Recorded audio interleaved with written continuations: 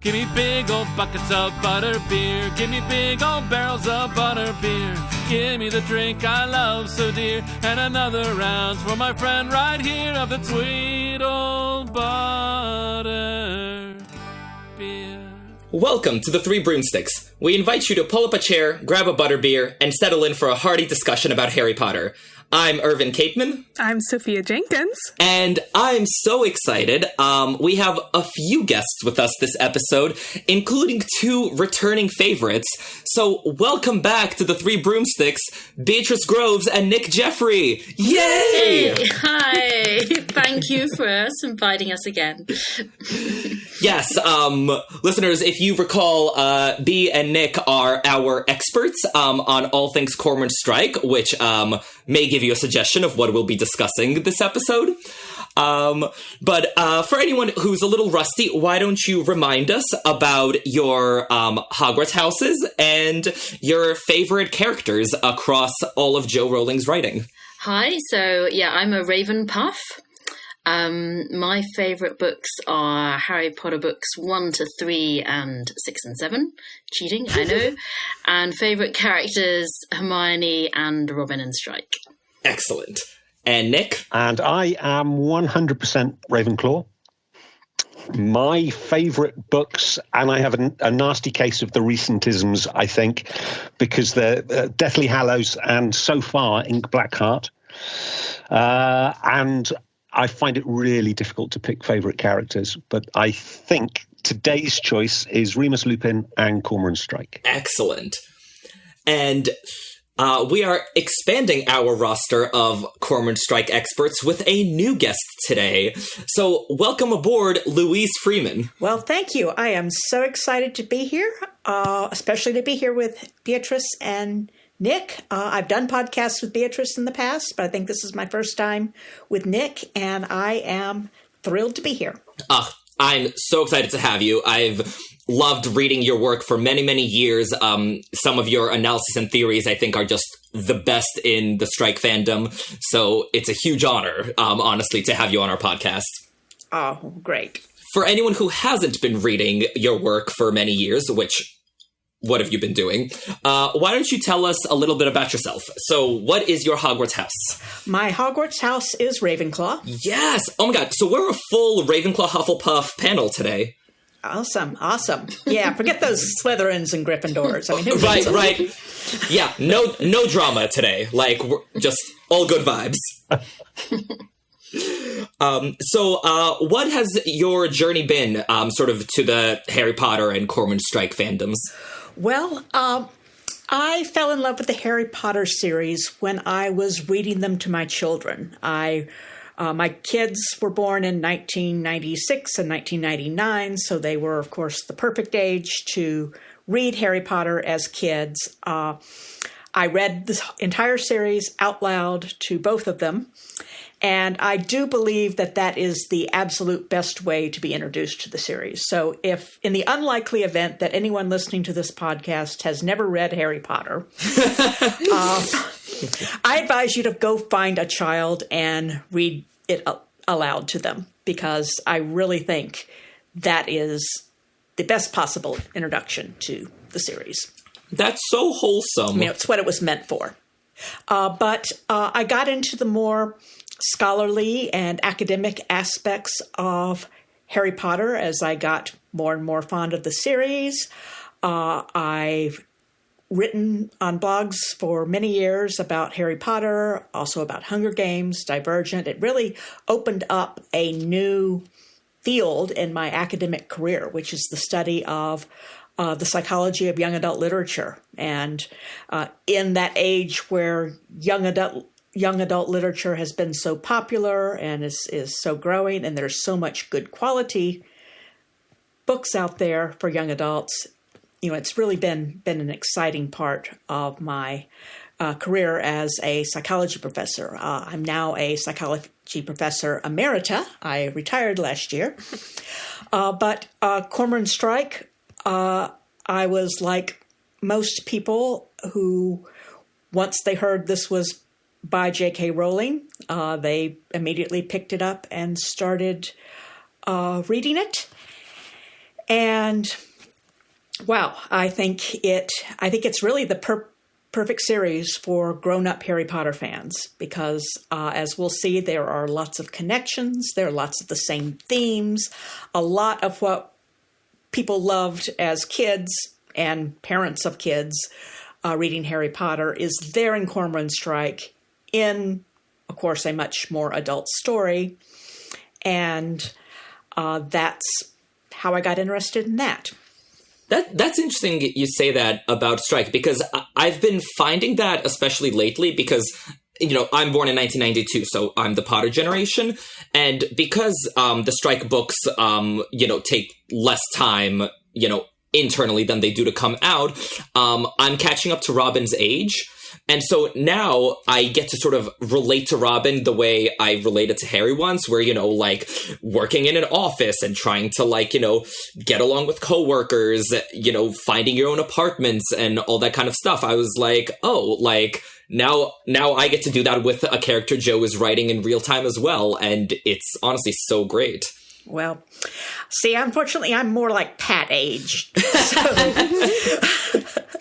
I haven't quite, related to a contemporary Rowling character yet. Although maybe the next series will be the life and adventures of Pat and who knows. Although I don't smoke, I'd have to take up smoking. So I don't know. Okay. I would read the life and adventures of Pat in a heartbeat. 100%. I would say I'm like kind of the age of Robin in some of the earlier books, and she is so much more like mature and like in control of her life than I am. So I'm like, I'm not sure if I completely relate to Robin. Like, I more aspire to be Robin. I know. Well, I had that because the books have been out for 10 years. So I was 21 when I started reading. And so when I was 21, Robin was like 25, I think. And I was like, oh, so she's like a full-grown adult, and no wonder she has her life together by 25. And then as the years went on, I was like, oh, that has not been my experience at all. Yeah. A lot of people think they have their life together at 25, and turns out that's the wisdom of the Pat generation. I guess that's true of Robin, too, that she thought that she was going to get married to Matthew and be super happy, and that was not the case. Yeah. Anyway, sorry, hijacked the conversation. Go on. No, it's what we're here to do. That's what we're good at. Yeah. Louise, who are your favorite characters? My favorite characters from Harry Potter are McGonagall. It's interesting. When I was younger, they were Hermione and Neville, but as I've gotten older, I've decided McGonagall's my favorite. In the Strike books, it's definitely Robin, although Pat is a close second at this point. And my favorite books from Harry Potter, it's Deathly Hallows, and from Strike, it's Lethal White. Yes! Someone else has Lethal White as their favorite. Oh, that makes me so happy to hear. I am also a strong proponent of Lethal White as the best one. Yeah. Oh, I love that one. That's just, it's the coziest of them. And, I'm just back from England. I got to see the White Horse. I got to go to the White Horse Inn.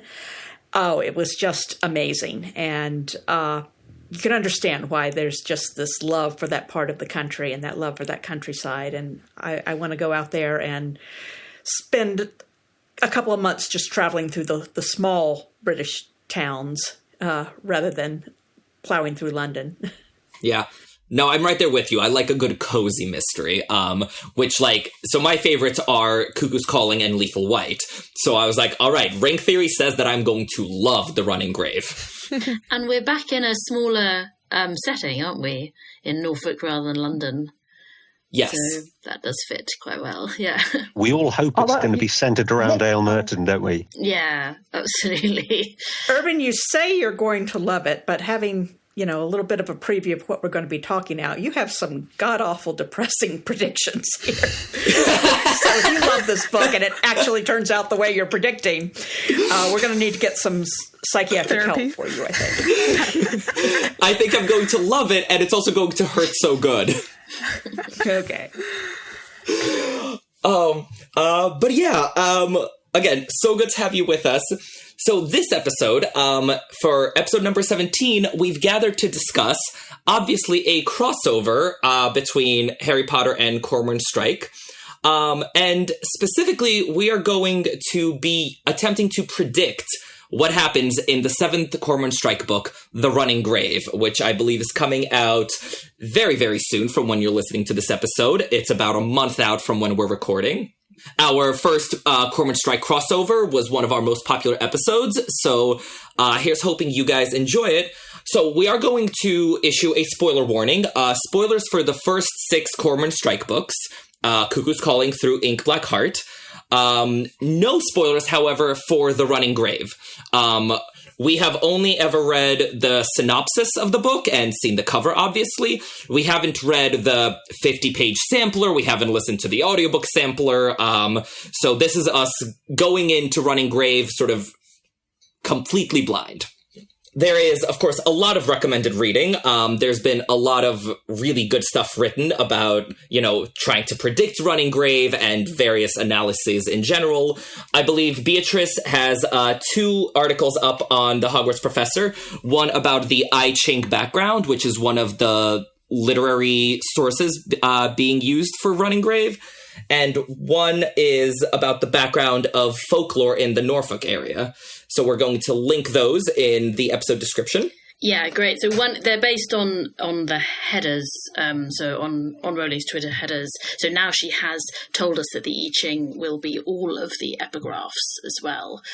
So we know that's going to be central. And then she put Almerton Church up as a Twitter header. So I sort of looked into all the background there's lots of cool things near there. So I'm sort of hoping it's going to be quite a big context. Yeah. And it's pronounced I Ching, you said? I Ching, yeah. Okay, that is very good to know. I think that's right. There's probably lots of people out there going, no, that's all wrong, but I think that's correct. Yeah. And so the Harry Potter connection in the crossover part of this episode, we've said before how the Harry Potter series and the Cormoran Strike series seem to be sort of running in parallel to each other, where sort of, book 2 corresponds to book 2, book 6 to book 6. So we're going to be focusing on trying to use Deathly Hallows to actually predict what happens in The Running Grave. And this exercise has been undertaken before with some success by Louise, actually. Okay. Well, it's certainly not just me. There's been a lot of people who have done this, but I have certainly found parallels. Although, we've got this issue now that we're supposed to have a 10-book series from Strike and only 7 books in Harry. So after this book, we're going to run out of Harry Potter books. So how are we going to deal with that? What I found is that, there's lots of crisscrossing at this point. You see a lot of connections between Order of the Phoenix and Troubled Blood, but you also see a lot of connections between Troubled Blood and the Half-Blood Prince. And you see connections between Ink Black Heart and the Half-Blood Prince. You also see connections between Ink Black Heart and Troubled Blood. So I think we're kind of spiderwebbing that pattern out a little bit, and there are going to be multiple connections. But I agree that the first place to start, of course, is Deathly Hallows, because that's what should line up with that. Well, because weren't you the one, Louise, who actually predicted some of the events in Lethal White with great accuracy before the book came out? I think you were the one who said that, we're probably going to get the Quidditch World Cup in there to correspond with the Olympics and so on. I did, yes. That was probably my best success to date. Yes, after the Silkworm came out, I said, okay, if these things are really running in parallel, which I was a bit skeptical of at that point, then it makes sense that she's going to set book 4 at the time of the London Olympics. Yeah. And of course she did. Yeah. So we've seen that this has predictive power before. So, we're not just on a fool's errand here. And I think it was Evan Harris, and I know Nick will be able to correct me there, who said, well, it's going to be the son of the minister who's the murderer then, just like it was in Goblet of Fire. And obviously that was completely correct as well. So that was an amazing, both Louises of the Olympics, because it was the wrong year at the time. Louise was like, we'll have to jump a year to get to the 2012 Olympics. Yeah, and then they did. So they did jump a year, yes. Yeah, so it worked perfectly. So 4 was a really, really good one. I mean, I just want to mention John Granger here, because both the sort of the paralleling of the two series was, I think, started by him. And John Granger said, for the very beginning, what if Strike is going to be a 7-book series following the 7-book series of Harry Potter, and they're going to link in. And obviously he had also done the groundwork on the ring theory, so the way in which Harry Potter itself is a chiastic form of this echoing of 1 and 7, 2 and 6, etc. So those two theories have sort of played together with basically the whole of Strike's fandom's predictive work on Strike to a lot of success at this point. So I predicted that 5 would be sort of horrifically anti-women violence, because that's what happens in 3, and obviously that turned out to be true in appalling ways, and that we would have a text within a text in 6, because that's what we had in both 2 and 6 in Harry Potter and in 2 in Strike, and both of those turned out to be correct. So we've had a lot of predictions have turned out to be correct based on this model. So enough, I think, to feel confident about it. But as Louise says, we've got this separate problem, which no doubt we'll be discussing more about the fact that it's a 10-book series now. But yes, I still think she planned it as a 7-book series. So what that then means is, so she's had lots of great ideas. She's loving writing it. She's carrying on. But there's a 7-book series original plan.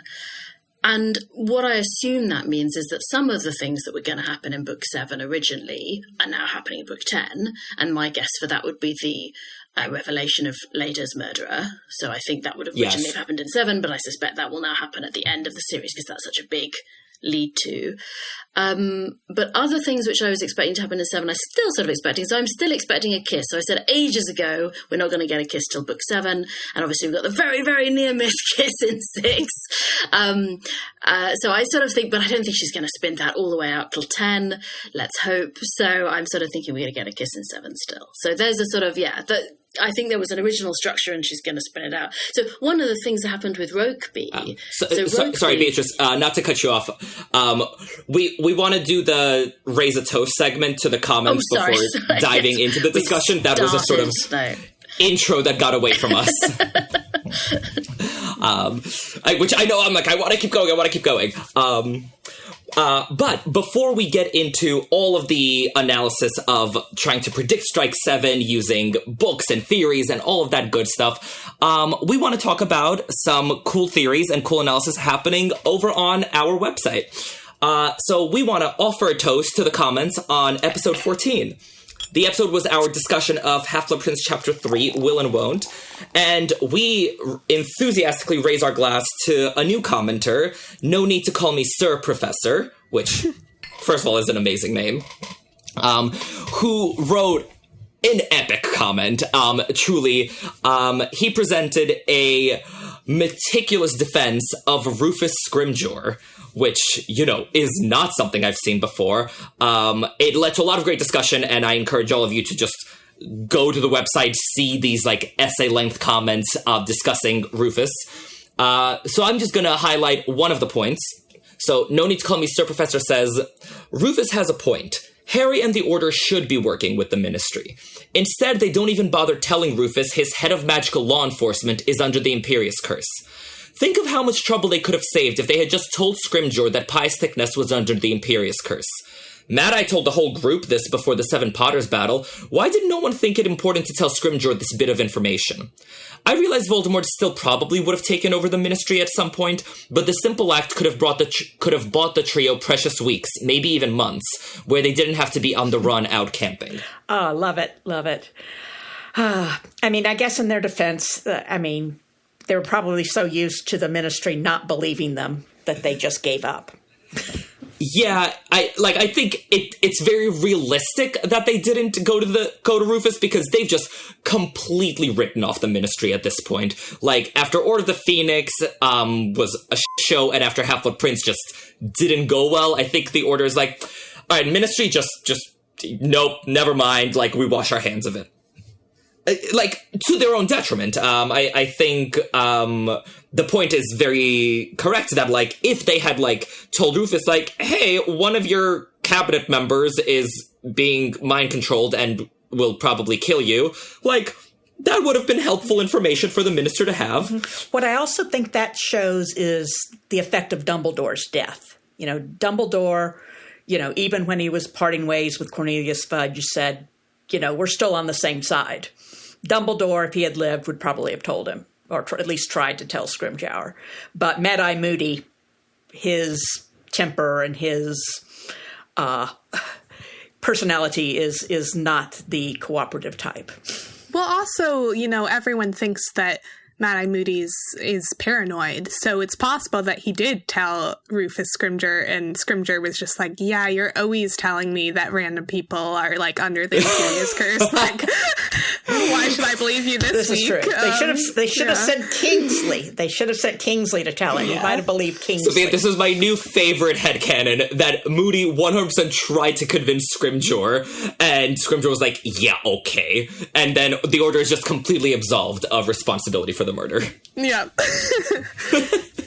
But yeah, I think it's a good point. And I also think it's a really good sort of overarching thing that the Harry Potter series does, where, like, just because all the good guys, like, are on the same side, it does not mean they get along or cooperate or, like, in any way, like, objectively act the way they should act. And I think that's a very realistic portrayal of situations like this, so I really like it. Well, that's not unlike Strike and some of his subcontractors, like Morris and Nutley. They're on the same side, but you got some real jerks in there. Oh, amen to that.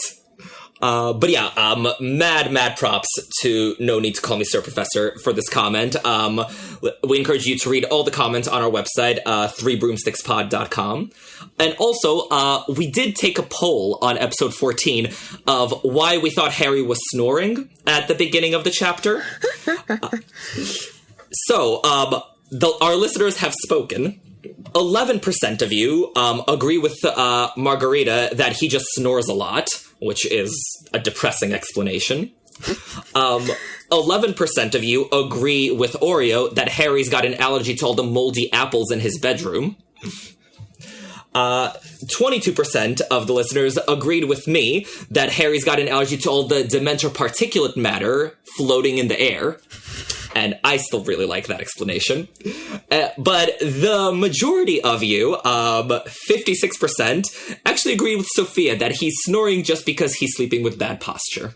Thank you. Thank you. I appreciate you, listeners. Occam's razor. Yeah, Louise, Nick, B, do you care to vote in our poll? The Ravenclaw in me really wants to go with the bad posture answer, but I'm sorry. Dementor particulate matter, genius. Yes, validation. You're asking us to choose between you, which I don't think is fair. We might forgive you. Yes. We've both received some validation, so it'll be fine now. Yeah, I'm with Sophia. Yeah. Thank you. As you should be. Yeah. Okay, so Beatrice, you're the tiebreaker on this podcast then. Oh dear. I'm going to So you have to vote for one of the other two. What if I went for a different one? Then that would be... But no, I think I'm with Sophia. I'm sorry. Alas. Sorry, Irvin. Can't win them all. That's true. Alas, I'll just have to do better next time. And so, now that we have settled all the tough questions of Half-Blood Prince, we can turn our attention to the running grave. And what all we are expecting. So, let's dive in. I thought we could sort of vaguely try to follow the story beats of Deathly Hallows and sort of how we expect them to show up or be reflected in Running Grave. But we'll just sort of see what comes up. So I really, really hope I'm wrong on this one, but Deathly Hallows opens with a woman who is named after a virtue, whom we don't know very well, who is then killed and eaten by a snake in the first chapter. So I'm really, really hoping that this isn't a parallel to Prudence, Strike's sister, whom we've yet to meet, because I want better for Prudence. Yes, she's not going to get eaten by a snake. No, but, so yeah. we've had so much foreshadowing for Prudence. We had a name check all the way back in Cuckoo's Calling. Wait, with did the we Wikipedia. really? Yeah, in the Wikipedia article that Robin looks up for Rugby, she's name checked there and her mother. Holy sh! That is some serious black level foreshadowing. Yeah. So she's been mentioned in the last 2 books. I think we're going to have a substantial presence for Prudence. And we've been told that she is definitely appearing as well, haven't we, on Twitter? Yeah. We have. So, yeah. I mean, Charity Burbage appeared in Deathly Hallows. Yeah. Rowling said that we will like Prudence. I think, and as nice as Charity was, we didn't see her long enough really to like her. Oh, I liked her. She was writing pro-Muggle op-eds and teaching Muggle studies. Yes. I'm a big fan of Charity Burbage. And I'm just saying, her death had a big impact, on the table and on Draco.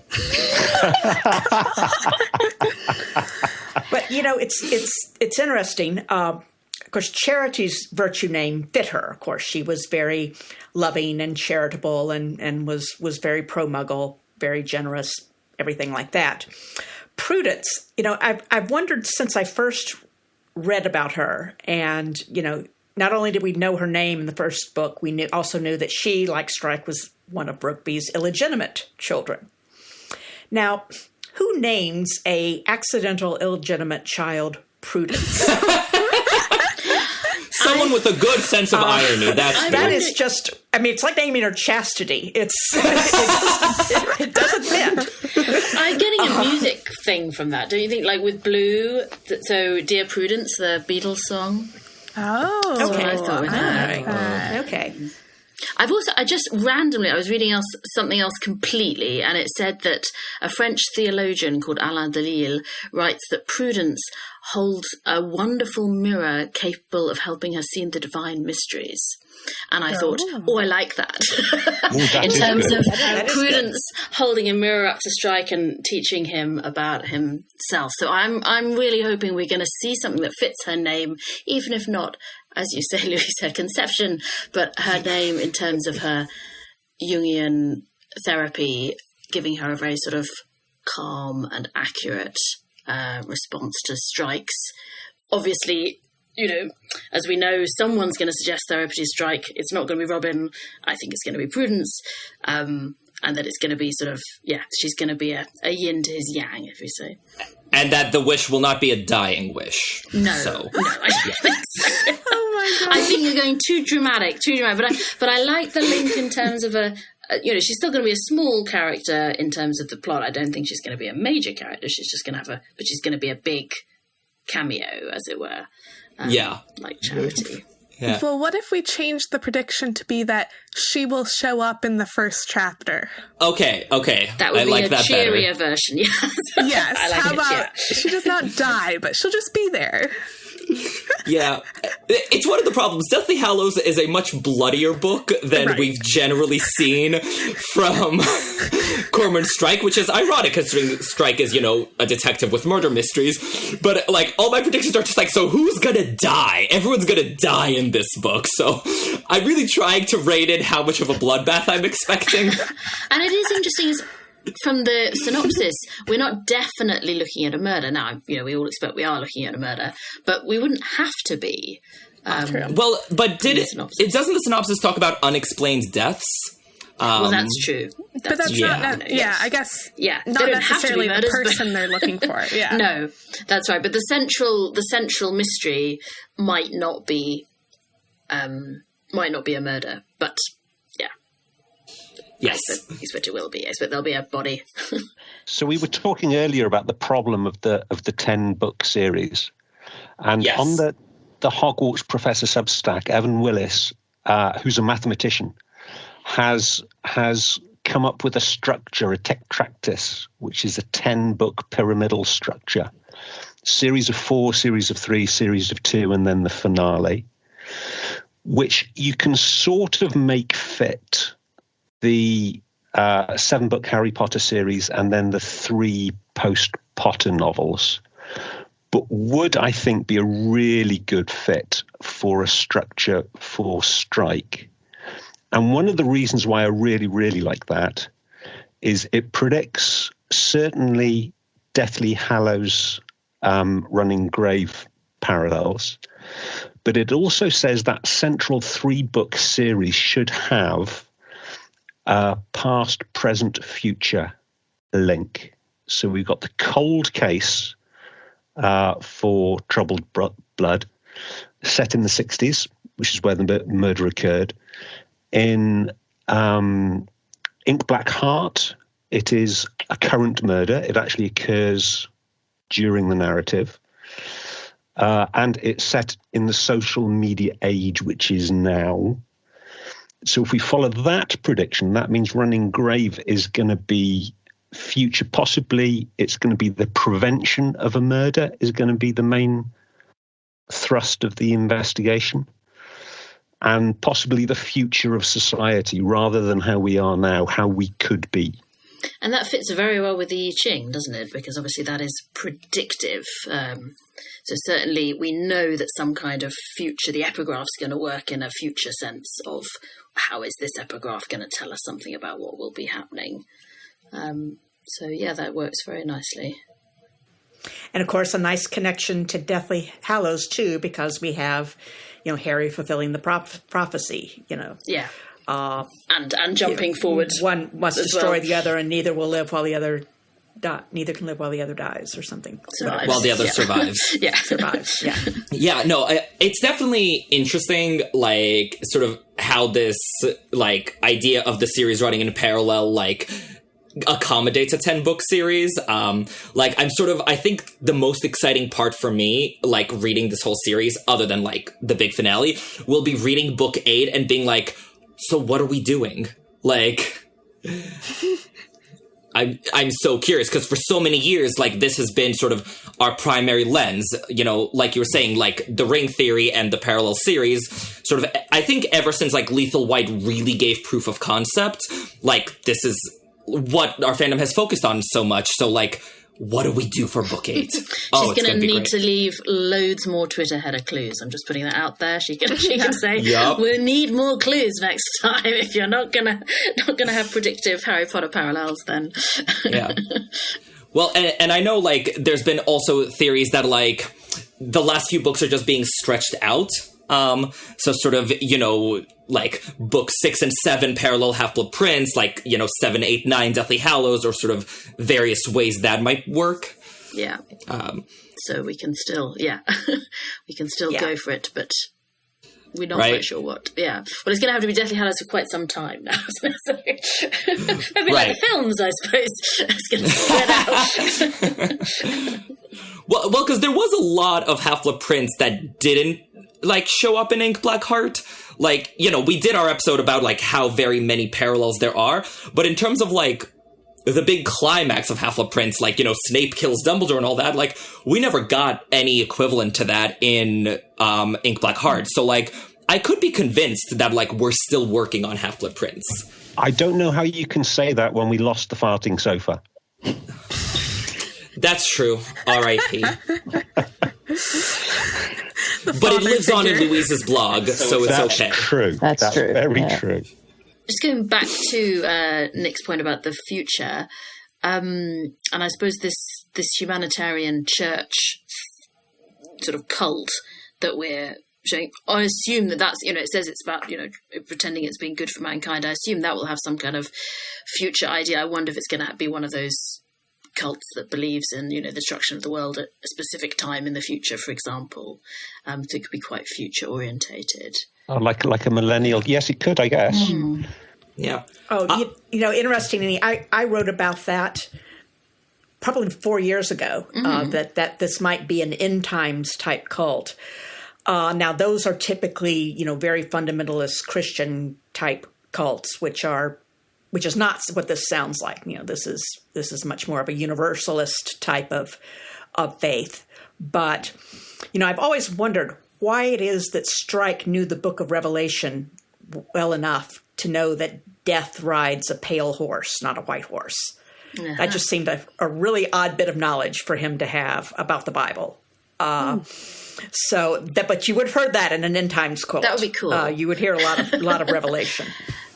So how similar do we think? Do we think this is going to be the Norfolk Commune, or I don't think it can be exactly. No, the same. I don't think it'll be the same one. I really like Nick's point about the future aspect of it, how we're trying to prevent a murder, because I feel like that ties into Deathly Hallows nicely. Deathly Hallows is much less of a murder mystery than the other Harry Potter books. Sort of, there's no real, whodunit there. It's much more of a quest structure where it's like, we have these things, we gotta find them. It's like a big race against time. You're racing against Voldemort for the Elder Wand and to destroy the Horcruxes. And so I was trying to figure out, being like, well, how could a not murder mystery parallel like a mystery series? But I think that could be do it if there's sort of more of a quest or thriller aspect where we know what the bad guys are. We know it's the commune. We know there are unexplained deaths around the commune. We can kind of guess what's happening there. So it's just more about a race against time to prove it and, stop any more unexplained deaths rather than trying to solve a big mystery. I agree. And one of the things with Deathly Hallows is, I think, what I really like about it is that it's two quests. So the Hallows and the Horcruxes, sort of the Horcruxes is the more detective type quest. You find the thing, you destroy it. It's going to enable you to destroy the bad guy at the end. And the Hallows is a Grail quest, a sort of Arthurian story set against that, and that those two are running against each other. And that's what I'm hoping for as the Deathly Hallows parallel, is that there's going to be two things going on, and that they, be a sort of seductive quest, the Hallows quest, that looks like it's the right thing to follow, but it isn't. That actually... I do think there will be some connection between the commune that Strike lived at and this current... There might be a particular person, or whatever it is. Who's turned there might up be again. a common person involved. There's got to be something. I mean, I don't think we would have been told over and over. Yeah. There was a commune in Norfolk, which was the worst place Leda ever took them. There was a commune in Norfolk where the worst place Leda ever took them. Last book, we were told that Strike was actually had a conditioned aversion to the entire region because of this commune. He doesn't like Norfolk because of this commune. So windmills. I don't think we just landed in Norfolk by coincidence. So there's got to be some connection. Wait, I just realized that can tie into Hallows versus Horcruxes.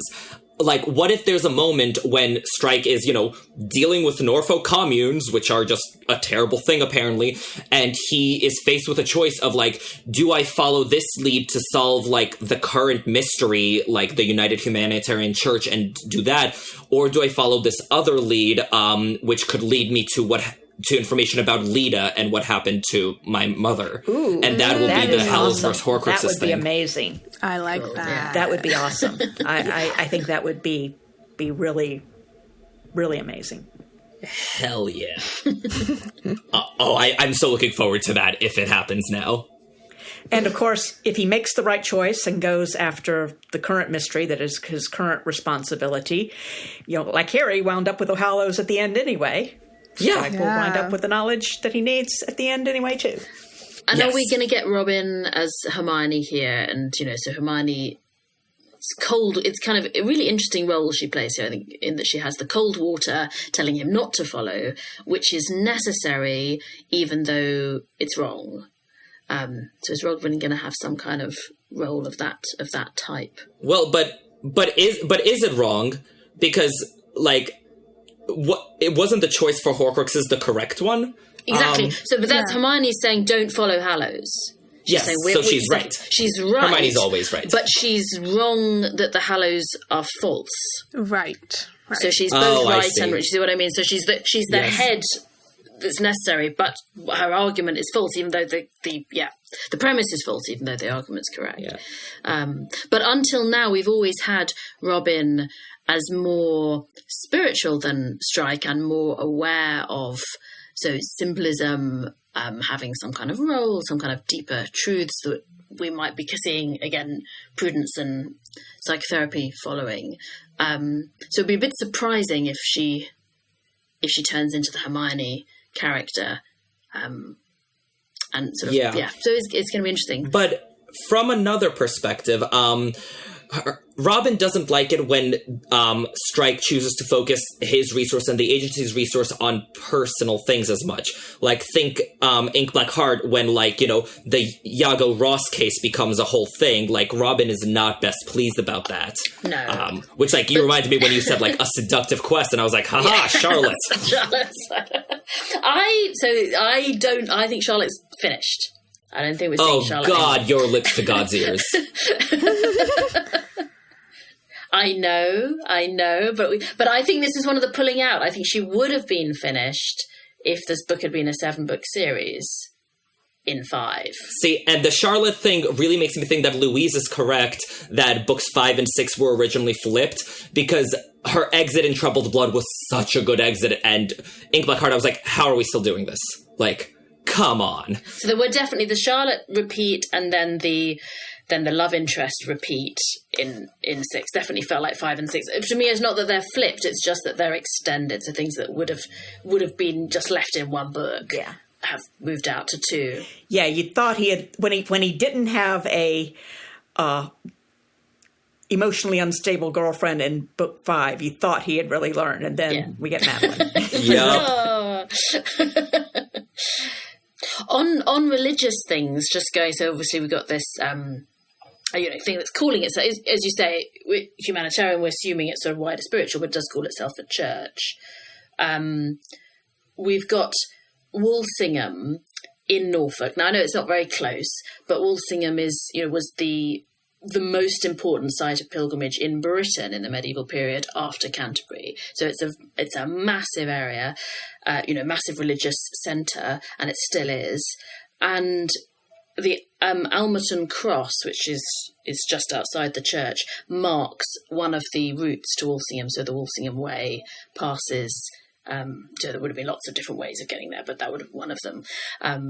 So that really interested me in terms of the way in which religion and spirituality just play a much more important part in Deathly Hallows than in any of the previous Harry Potter books. So again, that's something I'm expecting, not just in the spurious sense of this commune church, but I'm expecting some more spirituality things being more serious.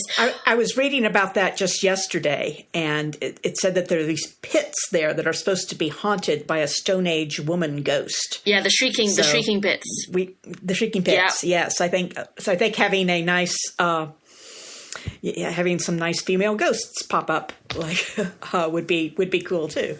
Exactly. So the shrieking pits are right beside the cross, and then there's said to be a secret passage from that cross to 2 different places. They can't agree, but one of them is Beeston Priory, which has a grey spectre ghost tradition. So that's cool from that side of things. And then the other place the secret passage is meant to lead is to Gresham Castle, which is where the Pastons lived, which is, I don't know if people know about the Paston letters, but there are these incredibly important letters from the 15th century, which are one of the most important historical records we have of English life in the 15th century. And they lived in the castle, which there is a secret passage to from Hamilton Cross. So it's very cool. There's these lots of fantastic possibilities to follow up. So I do hope some of them are going to turn up. Joe will have loved all of that so much. Exactly. So I just feel her enthusiasm, and I do hope we're going to get some. So I'm really hoping that Almaton will turn out to be very close to the location, so we can explore the whole area. Yeah. So, back to Deathly Hallows. So in Deathly Hallows, early on in the book, we get a big wedding as like a major event going on in Harry's personal life. And I think we are almost certainly getting a parallel to Bill and Fleur's wedding with Robin's old roommate Max and his partner. I think there's been a lot of talk about how they want to make their relationship more serious and all that. So I think we will have their wedding happen in early Running Grave. And I'm sure Strike and Robin will both attend, and it'll be a lot of fun. I hope you're right in this, because I was a bit disappointed by Max in the last book. I so enjoyed him in Troubled Blood, and I absolutely... His response to the dinner party disaster was one of my absolute favourite moments in Strike. I just loved his sort of enjoyment. He's like, I just love it when people are sort of professionals, and he's like, I'm just so enjoying this as an actor, seeing all this energy coming off Strike, and it's so fantastic. It was so enjoyable. And then just having him wanting Robin out of his house in Blackheart, while obviously perfectly fair, just felt a bit sad. I was like, I was hoping a genuine friendship was going to happen there. So it was nice if Max came back, especially after she what she did for Wolfgang. I mean, my goodness. That's right. Yeah, a bit more. And I've always said, I think Robin's lack of friends is a very unbelievable part of the series, and so it would have been nice if Max had carried on a bit more. I think the christening of Nick and Ilsa's baby is going to take the place of a wedding. I think that will be the churchy celebration that we will have instead of the wedding. But I think the same. Yeah, because even if there's a wedding, I don't think both Strike and Robin would be there. I think Robin would be invited, and she'd probably bring Murphy. But exactly, that's what I'm looking for. So she goes to the wedding with Ryan Murphy as her date. Strike shows up because Max is, I don't know, entertained by him or, thinks like whatever. And then, just like Hermione is dancing with Victor Crumb at the wedding and Ron is all jealous, Robin shows up with Ryan Murphy and she dances with him, and Strike is going to be so jealous, and it's going to be great. I think that might be Robin and Ryan Murphy's like big debut as a couple in Strike's vision. So, I mean, I'm looking for that. Theoretically, except for the fact that he's only met Strike once, I don't think he's inviting him to his wedding. That just doesn't seem realistic. Sophia, literally last year I was invited to the wedding of someone I'd seen once in 15 years because they saw how much fun I was on the dance floor. Okay, well, I don't think that Strike is very much fun on the dance floor, so you might just be special, Irvin. He must have communicated with Max at least one more time because he left the donkey balloon there on Robin's birthday. True. So he must have arranged for Max to have that at the house and put it out for her. So he must have made at least one other contact with Max. Yeah. Okay. Sure. And he couldn't have got all of his research for his army role just on one drunken night with Strike. Exactly. I think Max and Strike are a lot closer than anyone thinks. Also, if we're at the wedding, Robin gets to wear her green dress and we have the 147 ring. Okay, that I like, actually. That I really like. Okay. Yes. Yes, that is one of my predictions, that she will get to wear the green dress in some way. I don't know if it's appropriate for a christening or not, but... I'm not much of a shipper, but I refuse to believe she'll wear the green dress for Murphy. I think she will. Nice. I think it's a third time's the charm thing. She's going to wear it for Matthew, and it went terrible. She's going to wear it for Ryan Murphy, and it'll go fine. And then she's going to wear it for Strike in Book 10, and it'll be just right. I don't want to pour cold water on this, but I feel like when Matthew ripped the green dress, it lost some of its...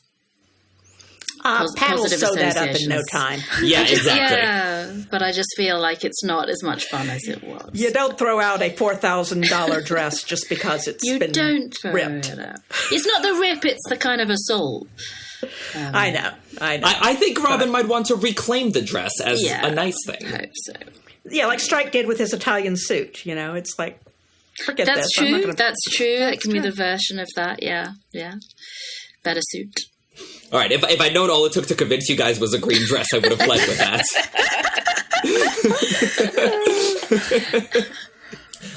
All right, so moving on through Deathly Hallows, let's talk about a certain book that shows up, whose title, at least, is near and dear to my heart, The Life and Lies of Albus Dumbledore. Ooh, okay.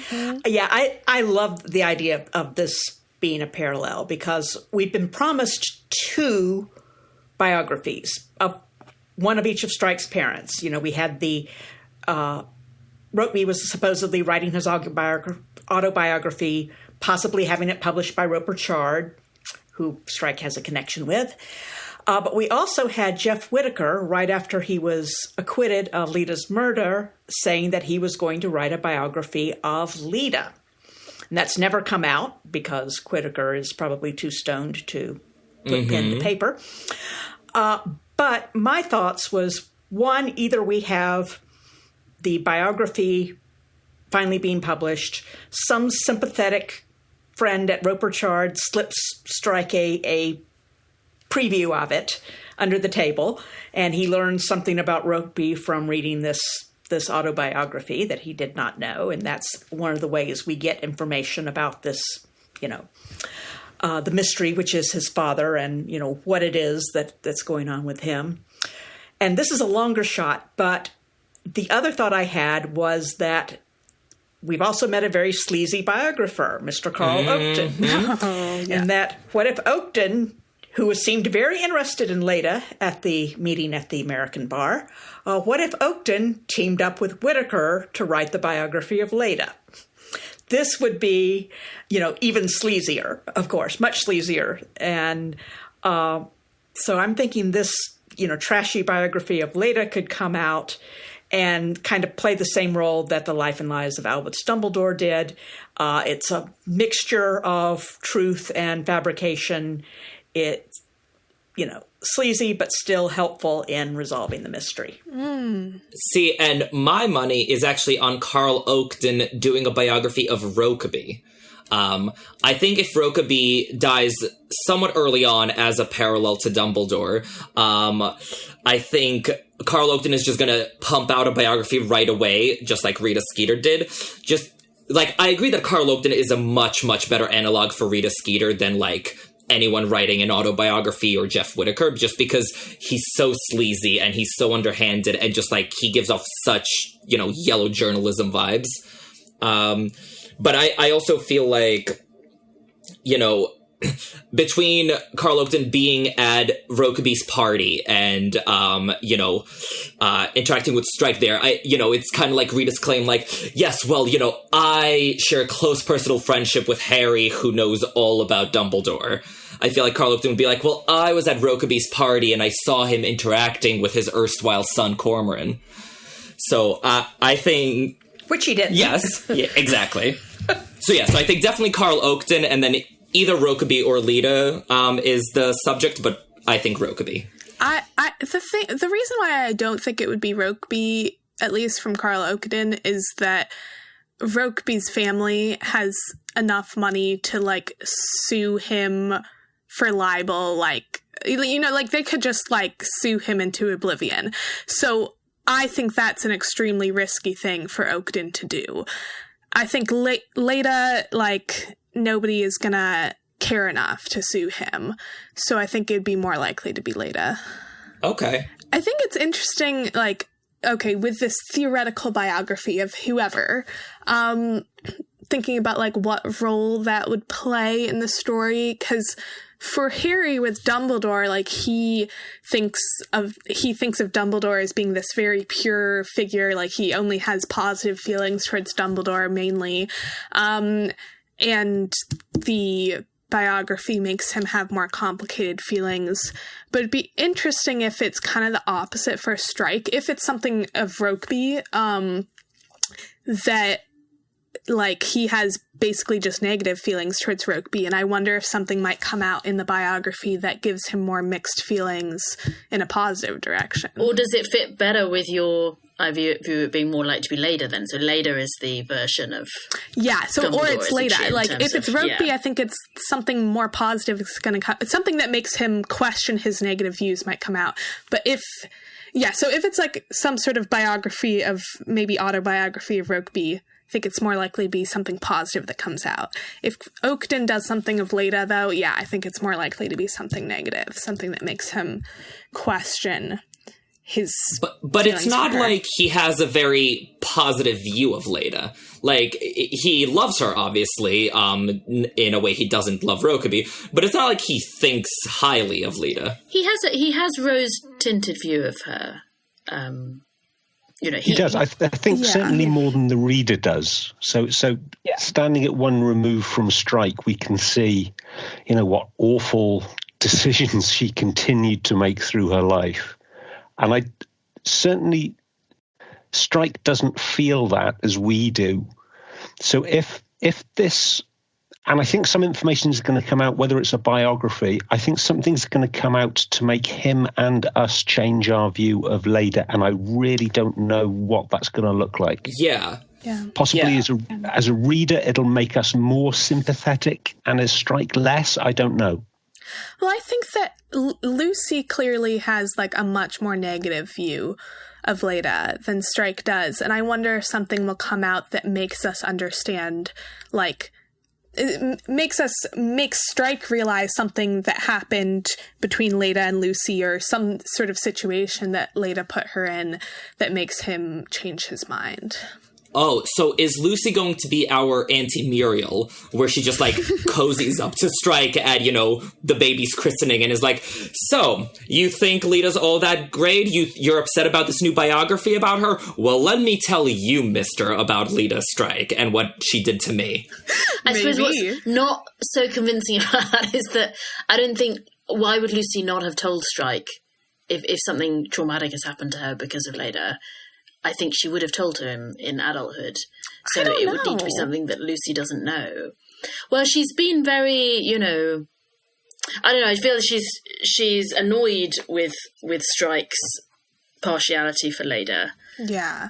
So if she had some definite factual information. But I think if it was something traumatic enough, like that maybe she's never told anyone about, and that like she's like kind of pushed under the rug, because I kind of see her as someone who is just trying to leave her past behind her, doesn't want to think about it anymore, doesn't want anyone to know, like thinking maybe they'd see her differently, and maybe has never told anyone about this. I can see that maybe she wants to protect Joan. Yeah. Yes. Yeah. Well, of course, Joan's gone now. We know a couple of things. There was that weird vignette we got about Whittaker trying to bludgeon a cat, and Leda refused to believe it happened. And, of course, we know that Whittaker behaved inappropriately sexually in front of Lucy. He was strutting around naked and taunting her sexually. So that is sexual abuse. I don't think there's any question that Whittaker sexually abused Lucy. I think the question is, did he ever do anything worse to her when he got her alone? And did Leda look the other way? Did something happen that Leda refused to believe, and then that what's triggered Lucy to go off and live with Ted and Joan and say she's not my mother anymore. Yeah, I could see that. I really like sort of the aspect of the biography that, like, you don't know what to trust in it. I feel like, especially with a narrator like Carl Oakden, he obviously weaves so much crap in what he writes. So, like, the struggle of, well, there's probably a kernel of truth in here, but what on earth is that kernel of truth amid all the lies? I feel like that's a really great thing in Deathly Hallows. I talk a lot about how Harry knows Rita Skeeter enough to know that there's always a kernel of something in there buried under the nonsense, which actually makes him better at literary analysis than Hermione for one shining moment. So I think we're going to have a similar thing here. And it's notable that, pardon the pun, that what convinced Harry was not anything Rita said in her narrative, but the picture of the letter that was in the book, where he saw it written in Dumbledore's own hand. Yeah. And also, I will take this obligatory reminder to say that I, unlike Rita Skeeter, did a lot of research for my biography of Dumbledore. I worked very hard to substantiate all my claims, and you can now read them in Dumbledore, The Life and Lies, or listen to them in an audiobook, because that exists now. lifeandliesofdumbledore.com. Can't pass up the opportunity. Y'all know. Of course. Plug it away. Yeah. Plug away. And that is fantastic. You've got an audiobook. That's really... Yes, thank you. Well God. done. My narrator is Richard Trinder, who, first of all, is British, which, automatic win. But he actually played one of the Death Eaters in the Harry Potter films. Really? Which one? Cool. Yeah. Very cool. Which, everyone was so excited to hear that. I was excited to hear that he was one of the dads in Mamma Mia on the West End, because, we all have our priorities. Was he a named Death Eater? So the Harry Potter wiki says that he's Augustus Rookwood, but I don't think he's ever credited as that in the films. Okay. So if you know what Augustus Rookwood clearly looks like in the films, it's that guy. But sticking on the Dumbledore beat for a minute, we not only have a biography of Dumbledore in Deathly Hallows, we also have a very dramatic reading of Dumbledore's will in Deathly Hallows. And so I'm predicting that in Running Grave, we're going to have a very dramatic reading of a will. It might be related to the case, obviously, because, lots of unexplained deaths and all that. But it also might be Rokabee's. I think, again, I'm not sure if Rokabee is the Dumbledore parallel, but I think if Rokabee is, and he dies early in the book of his cancer, then I think he's going to leave Strike something in his will, and we're going to do a very dramatic reading, and Strike's going to be very confused, wait, he left me what now? Why, huh?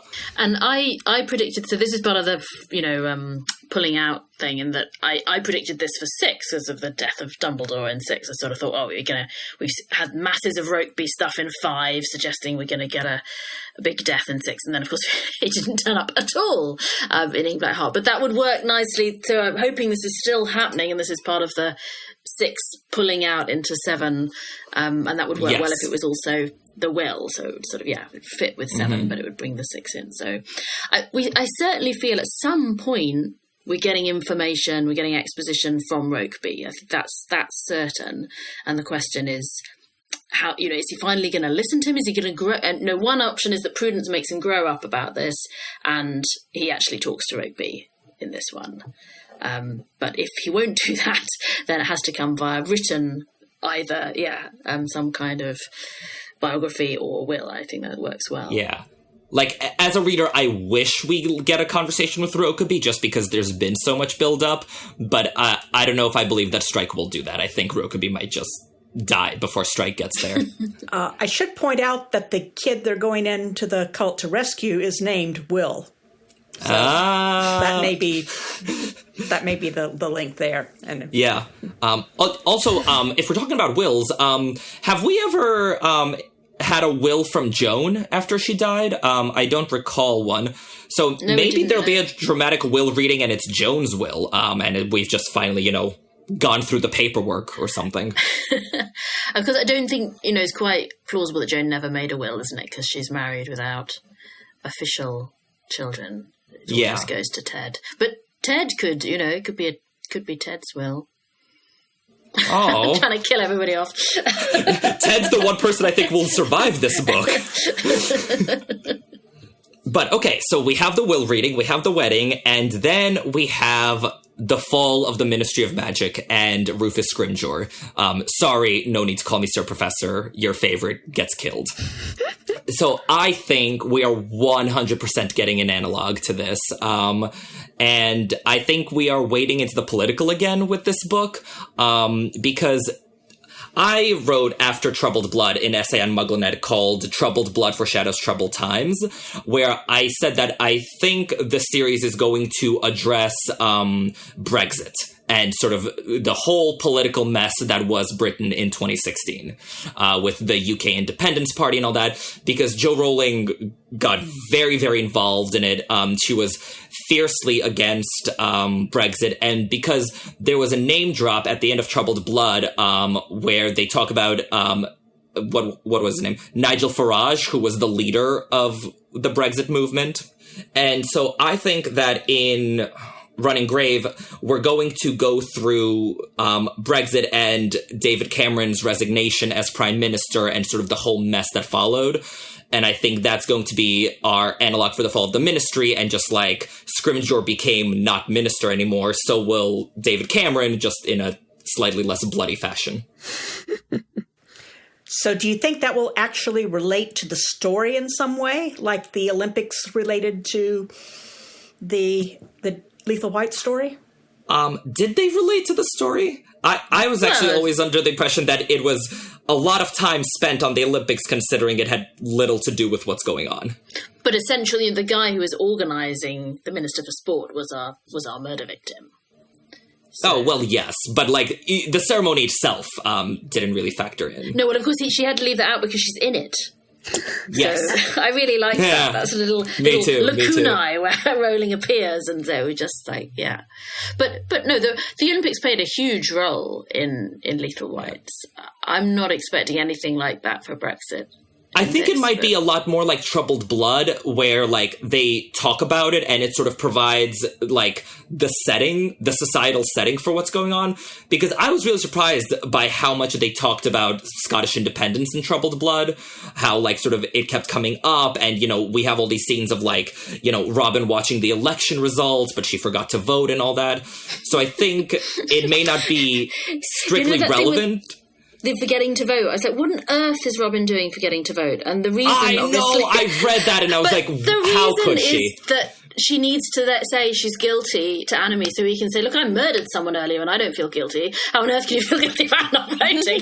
I thought, that's the reason. That's because I was like, this is so un-Robin. This is so outrageous that she doesn't vote. So, but yes. I thought, fair enough. It's not like murdering someone. It's the one excuse we'll accept. Would Polwarth be pro-Brexit? Are people who are nationalists usually also pro-Brexit? Yeah. It's interesting. Okay. It might not. Right. So I do think obviously the Scottish independence, that's something Rowling was very involved in as well. So that's one reason it comes up. But it's also it's a parallel to the whole Cornwall thing. So the sense of Strike's own feelings about being Cornish and whether that makes him more separatist or less, or, you know, to the belonging and not belonging, all those issues, they're very central to his Cornish stroke British identity. So I think that's why Scotland's independence played such a big part. And Brexit would obviously fit with that. Let me ask the Brits, how did Norfolk lean during the whole Brexit thing? I don't know that. So I think Norfolk and East Anglia generally voted pro-Brexit. Cornwall voted very strongly pro-Brexit. Because that's interesting, because Scotland is very anti. So Scotland wants to be in Europe, but not in Britain. In that with the independence. So I'm surprised that Cornwall was not feeling like that. So I think they politically there was a lot of stories about Spanish fishing boats fishing around the coast of Cornwall. There was a lot of stories about unfair agricultural competition. And that really sold it, I think, to Cornwall as a county. And do you think that's the case with coastal communities then in Norfolk as well?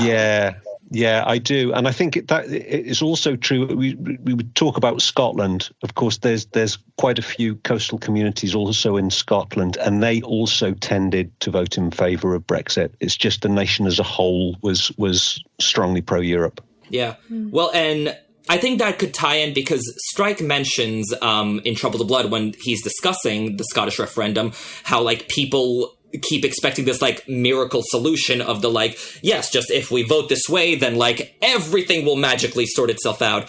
And I feel like he as a character will probably tie that to the cult, where like, you know, people join the cult and they think that like, if I, you know, do these 3 things that the cult leader says, like my life will magically improve. And sort of if we just vote to leave the European Union, everything will be hunky-dory and there will be no more problems.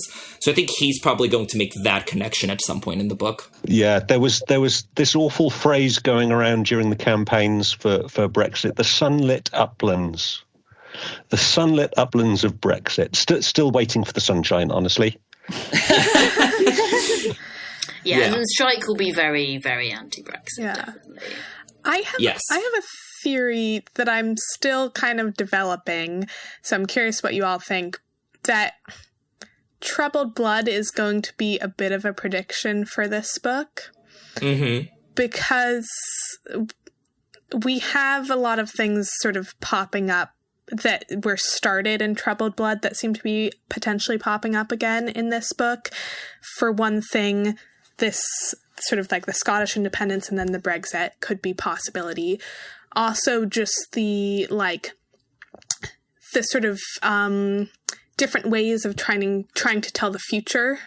So we had this sort of astrology type thing. Now we have the I Ching, the focus on water in Troubled Blood. And now potentially, I know there's a lot of theories about sort of drowning in Running Grave. Mm-hmm. So I'm sort of thinking that there are going to be some parallels here, that some of the things that were just sort of started as like little whispers in Troubled Blood are going to become sort of coming out. Those themes are going to be coming out in full force in this book. Yes. I think I definitely get that sense. And I think we're going to get the same kind of, Strike's Team Rational, which we had obviously turned up very strongly in Troubled Blood, is going to be returning with the I Ching in this one, definitely. Yes. Which will be ironic because in Deathly Hallows, Hermione is Team Rational, strongly. Exactly. Yeah. So there's some interesting... See, I think Robin's going to have those yarrow sticks and is going to be tossing them. Yup. In her hotel room at night. Yeah. And we've seen in the Rowling's latest Twitter header, which has given us loads of more I Ching related things, also a new poet and some other things. But there's Chinese astrology, is this right, Nick? Nick's got a piece on this on the Hogwarts Substack. Yeah, drop the links to all these pieces. We'll put them all in the description. Yeah, so lots of I Ching stuff. So there's I Ching divination cards, divination rods, and also yarrow sticks. And of course, we know that the epigraphs are all going to be taken from the I Ching. So possibly even more than Troubled Blood, this is going to be divination focused. Yeah. Let me ask you guys. If this makes sense timeline wise, because I do not pretend to know the Strike books as well as I know the Potter books. But so timeline wise, Ink Black Heart took us through like mid 2015, right? The Brexit stuff and David Cameron's resignation and all that was summer 2016. I think that was like June and July of that year. So I'm predicting that we're going to get about a 1-year time jump from Ink Black Heart through to Running Grave. Do you guys think that makes sense? Yeah, or just a longer story again, like we had with Troubled Blood, which obviously lasted a year. I could see her embedding in this cult for quite a few months before anything comes to light, so that might be the case. We get a longer story again. Mm-hmm. Yeah, I guess I'm just thinking that, like, the fall of the Ministry takes place relatively early on in Deathly Hallows. So, I mean, I don't think it'll be as early in Running Grave because, we have a lot of work to do to get there. But I wouldn't expect it to sort of be, like, at the end of the book. Also, I think in real life, of course, the Ministry in many ways is still falling. So it isn't a case of the Ministry falls in one day. Right. the Prime Minister seems to change in this country now, almost as quickly as the seasons change, or faster. I know y'all go through PMs like underwear over there. Yeah. Honestly, we're all sort of waiting for our turn, I think. Nick, if I were British, I would vote for you. But after the fall of the Ministry to the Death Eaters, like, we still then have a complete disaster of a Ministry of Magic, and we do go through another Minister of Magic within the book. Like, Pious Thickness is also removed from office. So I feel like that works very well, where, like, yes, like, Brexit, David Cameron gets out of there, and then just, like, the disaster plays out the way it did with under the Voldemort-controlled Ministry. Okay, so I guess we're dropping the subject. Okay. Wow, right. I mean, it certainly fits. Yeah. Not saying that any of the British prime ministers may or may not be Voldemort parallels. Like, just, I'm not wading in on the subject. Let's talk about more terrible Ministry officials. Because one of the predictions we have that for Running Grave to Parallel Deathly Hallows is the return of Dolores Umbridge, greater and more terrible than ever she was. Okay. All right. Well, I like this one because I have been maintaining since Troubled Blood that Saul Morris is the analog to Dolores Umbridge. I think this is a really masterful piece of misdirection. So in those early conversations in Troubled Blood, we heard Robin speaking of the two new people, Pat, the grouchy old office manager, and Saul Morris, the new subcontractor. We heard grouchy old woman, aha, Dolores Umbridge. Well, no, Pat, of course, turns out to be awesome. Who turns out to be Umbridge? Well, it's Saul Morris. And my evidence for this is that Morris rhymes with Dolores, that he undercuts Robin's authority, just like Umbridge undercut Dumbledore's authority in Hogwarts. He sucks up to Strike in the same way that Umbridge sucks up to Fudge. And the final scene when Morris is getting trounced, gets his nose broken by Robin and he gets chased out of the office, that's very similar to me to how Umbridge got, chased out of the castle with Peeves whacking her with a sock of chalk. So that's always been, and of course he was also power hungry and scummy, and he was just a disgusting character, just like Umbridge. So my prediction for this is that Saul Morris will turn up again, very briefly, as an employee of Mitch Patterson. So he's been hired by Pattersons. They're going to find him engaging in some sort of unethical behavior. That's hardly a stretch. And so we're going to get to humiliate Saul Morris one more time and finish his career as a detective. Yes, I love it. Yes, I fully agree. I love this so much. I do hope that's true. Yeah. I remember before Deathly Hallows, Joe said in an interview or something that Umbridge will be back because she's too much fun not to torture a little more. And I feel like Joe feels very much the same way about Saul Morris, and Lord knows we do. Yeah.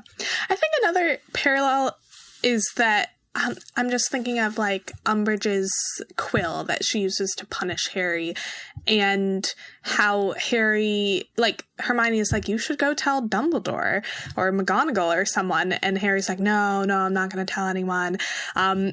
Exactly. That's another thing. Robin. Oh my God, and Morris, that's the dick pic. The dick pic. The blood quill is the dick pic. Exactly. Yep.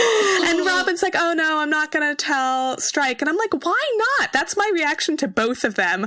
To Harry, I'm yes, you can agreed. get Umbridge gone in a second if people knew that she was doing that. I think maybe not, but same with Morris. Oh yeah, definitely. It's right? torture, isn't it? It's torture. Yeah. I think Dumbledore has the right to kick her out if she's torturing students. Right. There's no educational decree saying she can torture students until May of that year. Yeah, exactly.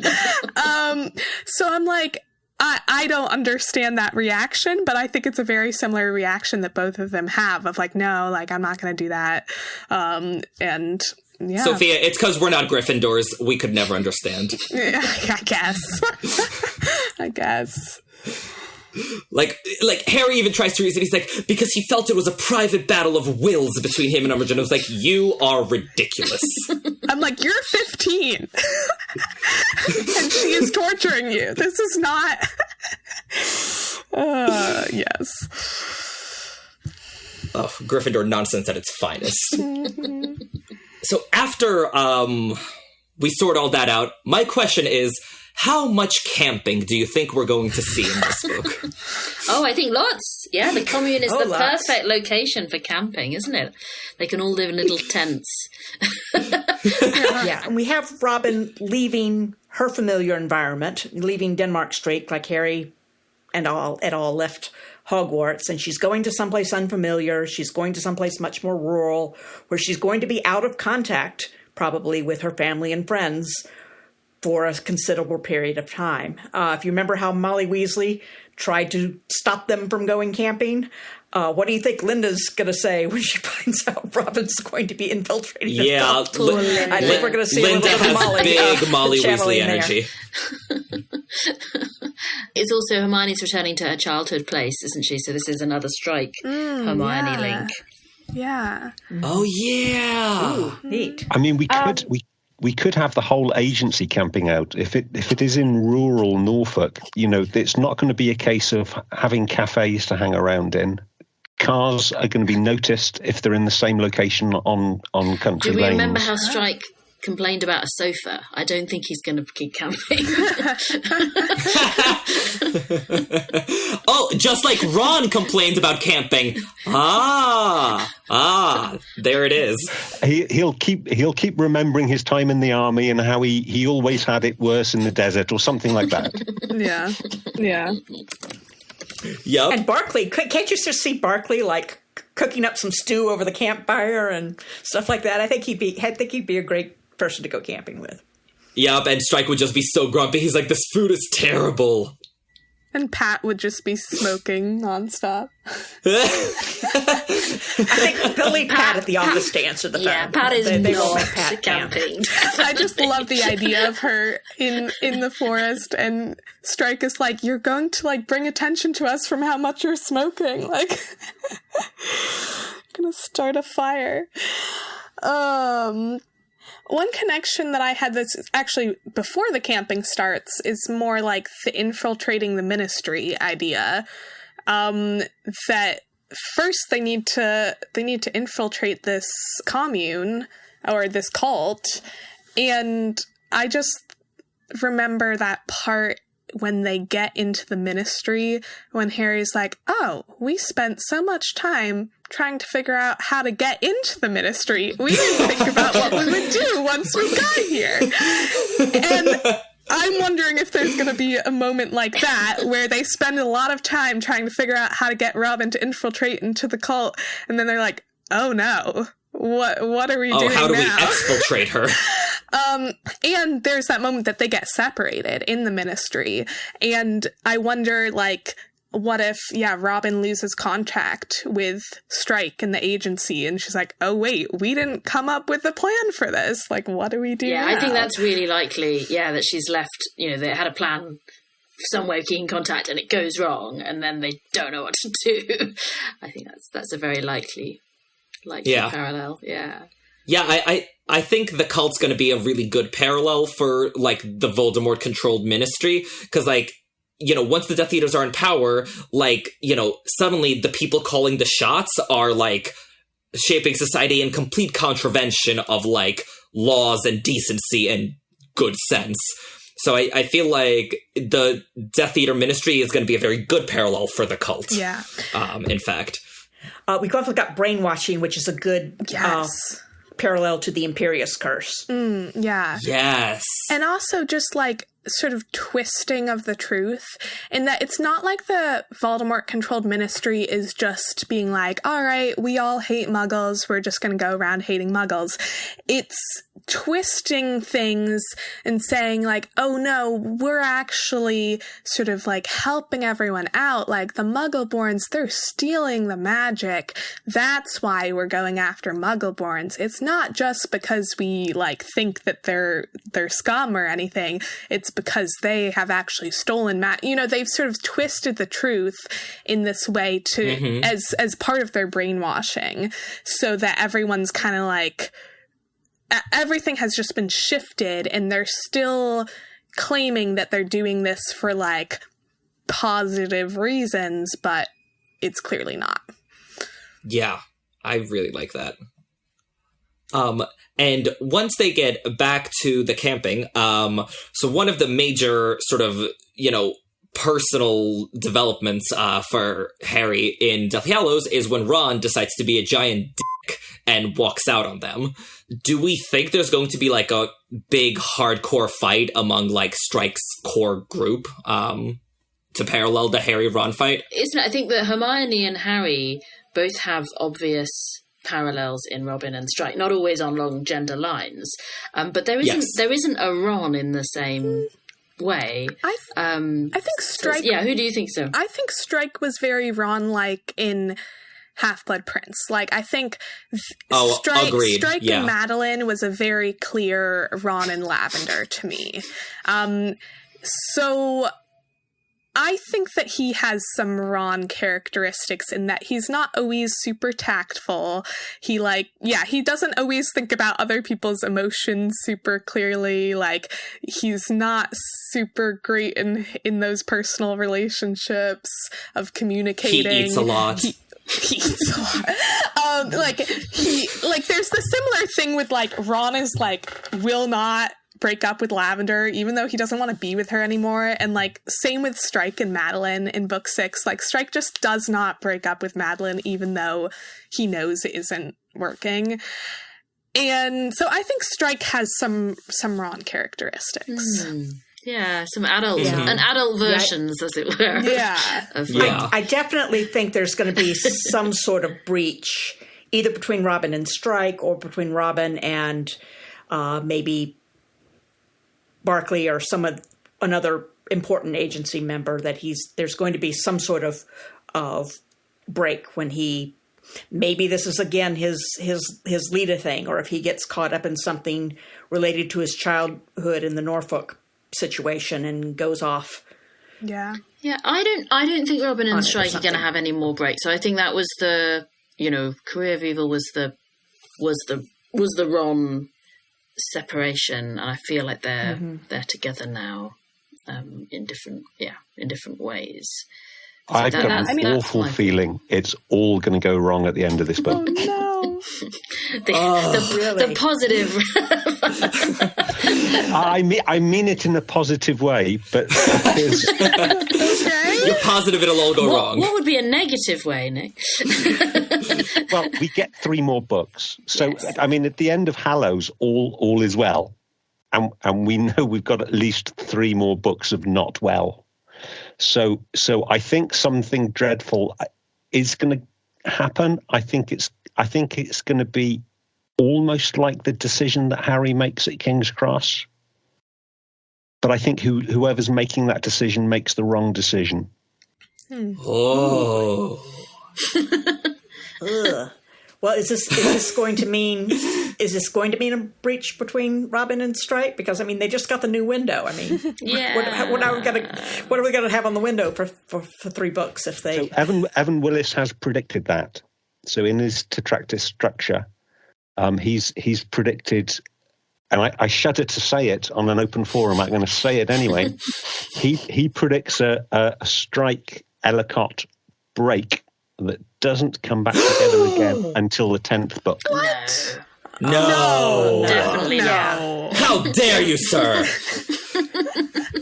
I mean, is he going to take a Sharpie and mark over her name on the window? I think that would be just like too painful for people to read that many books of them being apart. I don't think we need to worry about that. I don't think that would happen. There would be rioting in the streets. She can't do it. Yeah. And, well, I mean, in all seriousness, I mean, the Strike series is popular. It's gained a large fandom, as we know, but it's not Harry Potter fandom level. And if the next few books wind up as depressing as all get out, people will stop reading. And I think that is still a possibility at this point in the way that it wasn't for Harry Potter. Right. I also just think there was enough. I think Ink Black Heart had enough separation between them. I found, a lot of the warmth of their friendship was missing. Not entirely. There were some good bits, but there were lots of, the grumpy car journey and refusing to tell each other things and texting rather than phoning and all that. And I feel that was enough. And we want the proper friendship back. I think what's more likely to be a breach, actually, is maybe the opposite of, Robin is in danger and Strike, or, maybe not danger necessarily, but, they've lost contact with Robin and Strike wants, everyone in the agency to, drop everything they're doing and, make sure to, save Robin, and maybe some member of the agency is, no, we can't do that. In Ink Black Heart, there was, definitely members of the agency who were, kind of frustrated with the focus on Anime case, and we're kind of this is a loss. We can't, this isn't a sustainable case, and I wonder if there's going to be a response like that of, this isn't a sustainable case, we should just stop it. I could see that, because I don't really care for the, Barclay as Ron parallel as much, just because I think he's much more of a Neville, sort of part of the team, but definitely, on the outside of the main relationship. But I feel in this instance, Barclay could actually be a very good stand-in for Ron. He could be. Yeah, I could see that. So, I would love to talk about Godric's Hollow, because it's such, a important set piece in Deathly Hallows just for Harry as a character in terms of his emotional growth and all of that. So, I mean, I'm just gonna say I called this pretty much 5 minutes after reading Ink Black Heart. In Running Grave, Strike is going to return to the scene of his childhood trauma, which is Norfolk and the communes there. It's just like Harry returning to Godric's Hollow, I think. And I like that a lot, and I think it also fits very well with the spiritual symbolism, because I think Godric's Hollow is very striking as the most sort of spiritual Christmas day. So John Granger, I remember, said, when they go in as Harry and Hermione pretend to be sort of man and wife, returning to the place he was born as a child, and you think, this is very nativity story, they go back to Bethlehem. So that was very striking, and yeah, the bells ringing in Christmas Day as they're escaping from Voldemort out the window, and just the first time a church has been important as an actual place of worship, and the first time we get the Bible verses. So there's a lot of stuff going on with Godric's Hollow as a sort of genuinely holy place, as well as somewhere that is related to Harry's own story. So that, I think that's, yeah, I really hope some of that plays out as well. Well, I think in terms of specifics, I think we're going to parallel how Harry's wand was broken in Godric's Hollow, because it's such a thing where, Harry loses, his most important tool and his ability to do things. I think we're going to have a parallel with Strike's health. Ink Black Heart did so much establishing that Strike's health is an issue for, his continuing detective work. And he's working on it, finally, which, is a great thing, and I'm looking forward to seeing. But I think that sort of it's going to get a lot worse before it gets better. So I think in a parallel to Harry's broken wand, about halfway through Running Grave, Strike's going to hurt his leg, really, really badly, to the point where, he's severely limited in what he can do, for the agency. And that I think it won't, be healed or fixed up until the end of the book. That's just curious. I was wondering what I'd hate to see him bugger his leg again. I mean, we did that last time, getting his leg, almost as worse as it could get.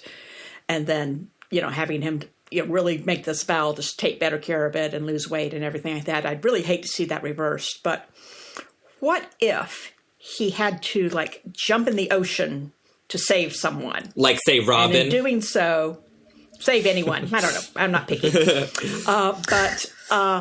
And in doing so, of course, he would have to, and he jumps in. So he jumps in with his prosthesis on, which is not a good idea. So he's going to actually have to take off his prosthesis and let it sink to the bottom. How long would it take the NHS to replace his prosthesis? Yeah, I was thinking along the same lines. I was like, what if his like leg, like the prosthesis breaks in some way? But I like that idea. I like that even better, actually. I really like that. And it's not that he's buggered his leg. It's just he literally does not have the prosthesis. And my guess is it would take a considerable time to get it replaced in the British medical system. But maybe I'm wrong. I don't know. I feel we need to defend the NHS here, Nick. I'm sorry. I hear. I mostly hear people complaining about it. Prosthesis section, but I don't know. Yeah. Obviously. I mean, I do know that each prosthesis does have to be specially fitted, so it is a custom fit socket to each injury, and that can take some time. I don't think that section of the NHS is particularly troubled by waiting times at the moment. I think the time will be made in getting that custom socket made. Yeah. Okay. Especially if they're out in like rural Norfolk, right? Yeah.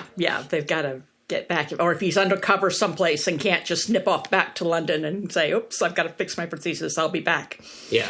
I wonder if it's. I'm feeling. I mean, obviously, we've only got the synopsis, but I'm feeling it's going to be very Robin-centered, this story. Mm-hmm. So I'm wondering if it's something of hers that breaks rather than Strike's. Okay. It could be. So this might just be the communication thing again, that whatever it is that's enabling her to communicate with the outside world is destroyed. That has been some speculation, is that she could actually get sucked into the commune, get a little brainwashing done herself. I mean, if her mind got broken in a little bit, that would be her. That would be quite major, wouldn't it? Yeah, I think she's far too sensible for that. Yeah, I don't think that's what you think, but you never know. Like her phone or something breaks or something like that. Or is the phone is the modern wand, isn't it? But, I mean, if we're going for a millennial, absolutely same thing. Well, if Strike did lose his prosthesis, this could lead to him replacing it with a better one, and getting one with like a mobile ankle and some things like that. Say the Elder Wand of prosthesis. Yes. Hey, I mean, Dr. Gupta told him, there are better ones out there. You could, but then he'll say, I preferred my old one. I want my old one back. That was the extension. Yes. He's going to take the new one. I mean, we've heard any number of times how much of a problem that the fact that his ankle has no movement is. That's what is making him slip all the time. And he could get one with a movable pneumatic power joint in the ankle, and that would work a lot better. And, obviously he should, because this would be a legitimate business expense. I mean, if he can stop buggering his leg, they'll make a lot more money. Yeah, honestly, I've been thinking about that for a while now, because I'm like, clearly the agency is doing better. I'm like, and he has more money to spend on things. I'm like, shouldn't this be an investment that you make? Like, this seems like a pretty big deal. But I do think that knowing how stubborn Strike is, and knowing that he just like doesn't even want to like kind of admit to like the issues he's having with his leg, I think it will take his prosthesis being broken or lost for him to actually make that change. So I really like that theory. Well, and building on it, he could try a lot of canes and not custom made ones, and a lot of other solutions, just like Harry keeps trying the Blackthorn wand and whatever, and doesn't like any of them quite as much. And I feel like that's what's going to convince him how much he desperately needs a really good prosthesis. Yeah, I love this wand prosthetic leg parallel so much. That would be cool. Any other Godric's Hollow parallels we're thinking of? Any, rotting corpses we're going to find? Any spooky graveyards we'll be in? Only that I think, of course, Godric's Hollow parallel for Strike, a major part of that is going to be the location of his mother's death, which, of course, is not going to be in Norfolk. It's going to be in the Squat. Mm-hmm. So I think if there are going to there is going to be any investigation of that, we may get a visit there as well. I don't think it's going to be in this book, but that may be coming up. Might we see like her grave and everything? Like, I know they showed it in the TV series, but we've never actually seen her grave. That would make sense. Yeah. I've always assumed she was buried down in the graveyard in the St. Mawes area, but who knows where she's actually buried. Yeah, it's slightly odd it's never been mentioned if it's there, isn't it? That would be if she was in Norfolk, that would be the reason Strike's never visited her grave, because he hates it so much. Exactly. And on the subject of, rotting corpses and all that, the rotting grave refers to, like, a body, like, being washed up from the river and all that. So I feel like, we're definitely going to get a body, like, in the water and all that, and that'll be our parallel to poor Bathilda Bagshot. And, like, I wonder if there's going to be kind of a metaphorical fight with the snake, not a real snake, but, like, some, like, kind of demon from his past kind of thing. Like, someone who in some way represents the snake. So, if this character who was in the commune and has perhaps renamed themselves, reappeared. Yes. So either a physical fight or more of a maybe an argument, maybe a like battle of wills. I don't know, but some sort of fight that Strike has to have with this snake character. And of course, that doesn't go. Nagini sort of wins that fight, doesn't she? Right. So if okay, let's say the snake, like, because Nagini is like, a Horcrux of Voldemort, so maybe just like the Voldemort figure is the real snake, but maybe kind of at the midway point there's some sort of fight with that snake Voldemort character and the snake wins, and then at the end they defeat it. I wonder if sort of in a break from the structure, we actually get a full-on flashback, because in Deathly Hallows, right after Godric's Hollow, we get the flashback to the murder of Lily and James and all that, which, like, is a break generally from how the Harry Potter series goes. Like, generally, it all takes place in present tense. So I'm wondering if when Strike goes to Norfolk, we, like, finally get a flashback to, like, his time in the commune with Lita. Yeah. Yeah, I like that. And I think also that, the difference of form that we've had, with that going inside the murderer's head in book 3, she's interested in playing around with, doing things a little bit differently in terms of story forms. I think that would work really well as a version of that. Yes. I mean, I hope to never have anything like that again from Career of Evil, because it was brilliant, wasn't it? I found it so, when I finished it, I thought, well, I'm never reading that book again, because I'm like, I don't want to go inside the murderer's head again. And I thought that's very, very clever to write something so gets under your skin. And she said it's the only book that's ever given her nightmares. Yeah, that makes a lot of sense. Yeah, gave us all nightmares.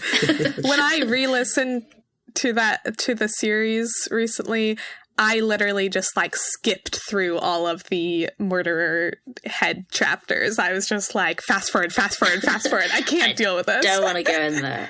Yeah. It did take me so long before I reread Career of Evil.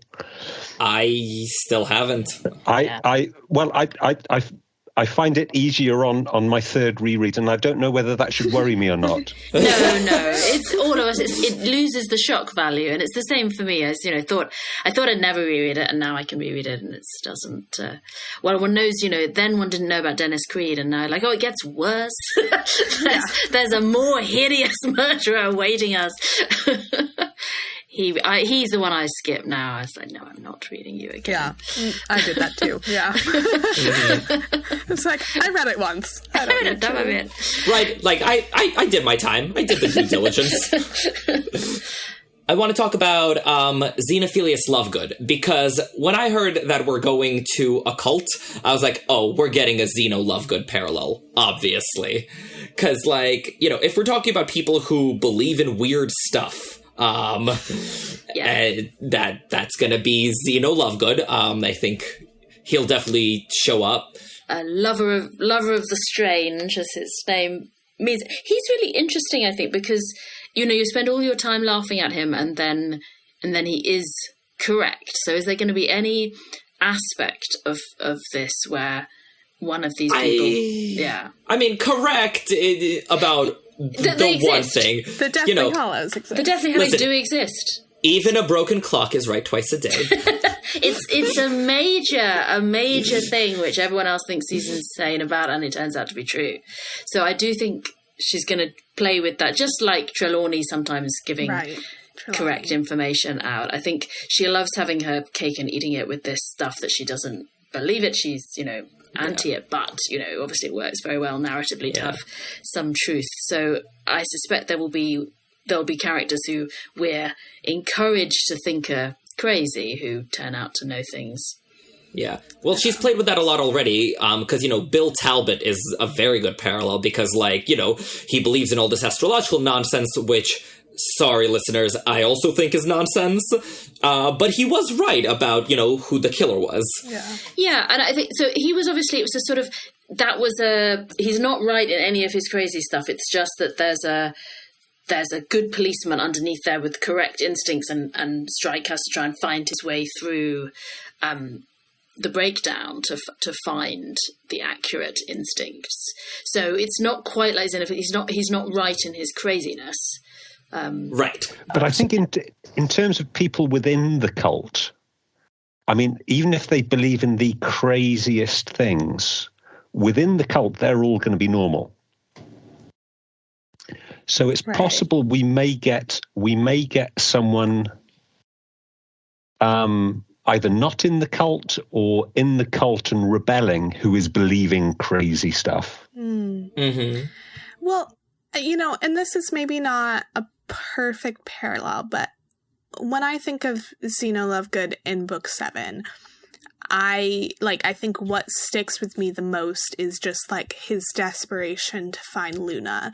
And that makes me think maybe the Xeno Lovegood is the father who's coming to Strike and Robin and is saying that his son has been taken by this cult, or not taken literally, but has joined this cult. And so I don't know whether he's going to also be kind of a strange dude or not, but maybe it's just the simple, like, that desperation of, like, I will do anything to find my child. But also, of course, that will be very interesting if it plays out, because we know that Lovegood is betraying the trio for this. So is something going on there? Is this father in need going to be, you know, has he done something? That would be very, like, that'd be very cool if it plays out. Right, like maybe at first he is like trusting in Strike and Robin, but when they don't give him results, maybe he goes behind their backs and actually like works with the cult people and could reveal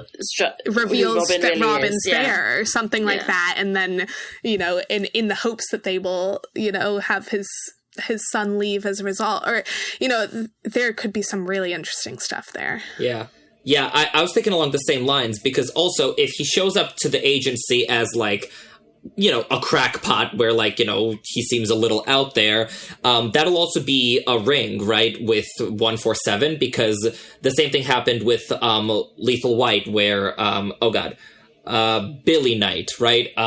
What was the one who showed up, and, like, the agent was like, well, he seems a little crazy, but also maybe right. So, and John Bristow as well was Strike was initially thinking was and crazy John when he Bristow said he was turns out to be the killer. True, it's batshit insane later, so he's the opposite of Billy, isn't he? That he seems more sane. No, Strike thought he was crazy at the beginning because he thought he was deluded when he was saying he was Lula's brother. He thought he was imagining it. You are related to her. I was like, okay. Yeah, that's interesting. Will's father as Xeno Lovegood makes a lot of sense. Because then we'd have, we have in book 1 someone who is a crazy murderer, then book 4 someone who is crazy but like a good person, and then in book 7 maybe someone who is a good person but or has good intentions at the very least, but then does something bad. Splitting the difference for good reasons. So that would be really interesting to have that ring. Yeah, that's good. Okay, now comes the part where shit gets dark, and I'm sorry, I do think this book's going to be delightful, and I'm going to enjoy reading it, but also, I think a lot of bad things are going to happen. So, a huge, huge thing in Deathly Hallows is Teddy Lupin. Teddy Lupin, the orphan. Joe Rowling very clearly needed an orphan in Deathly Hallows, and, I mean, really bent over backwards to get him in there.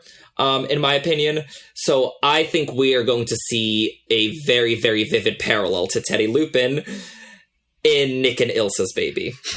So No. Definitely not. I'm sorry. I'm sorry. I hope I'm wrong. I really, really hope I'm wrong. But I think, in Deathly Hallows, Harry was made Teddy's godfather. Just like we're going to see Strike and Robin becoming godparents. They're going to go to the christening and it'll all be really sweet. But then I think Nick and Ilsa are going to die like Lupin and Tonks did. No. I'm sorry. I'm predicting tragedy and death and despair. You're pushing them into parenthood. It's like they don't have the conversation, but they get landed with the baby. So, yeah. Mm-hmm.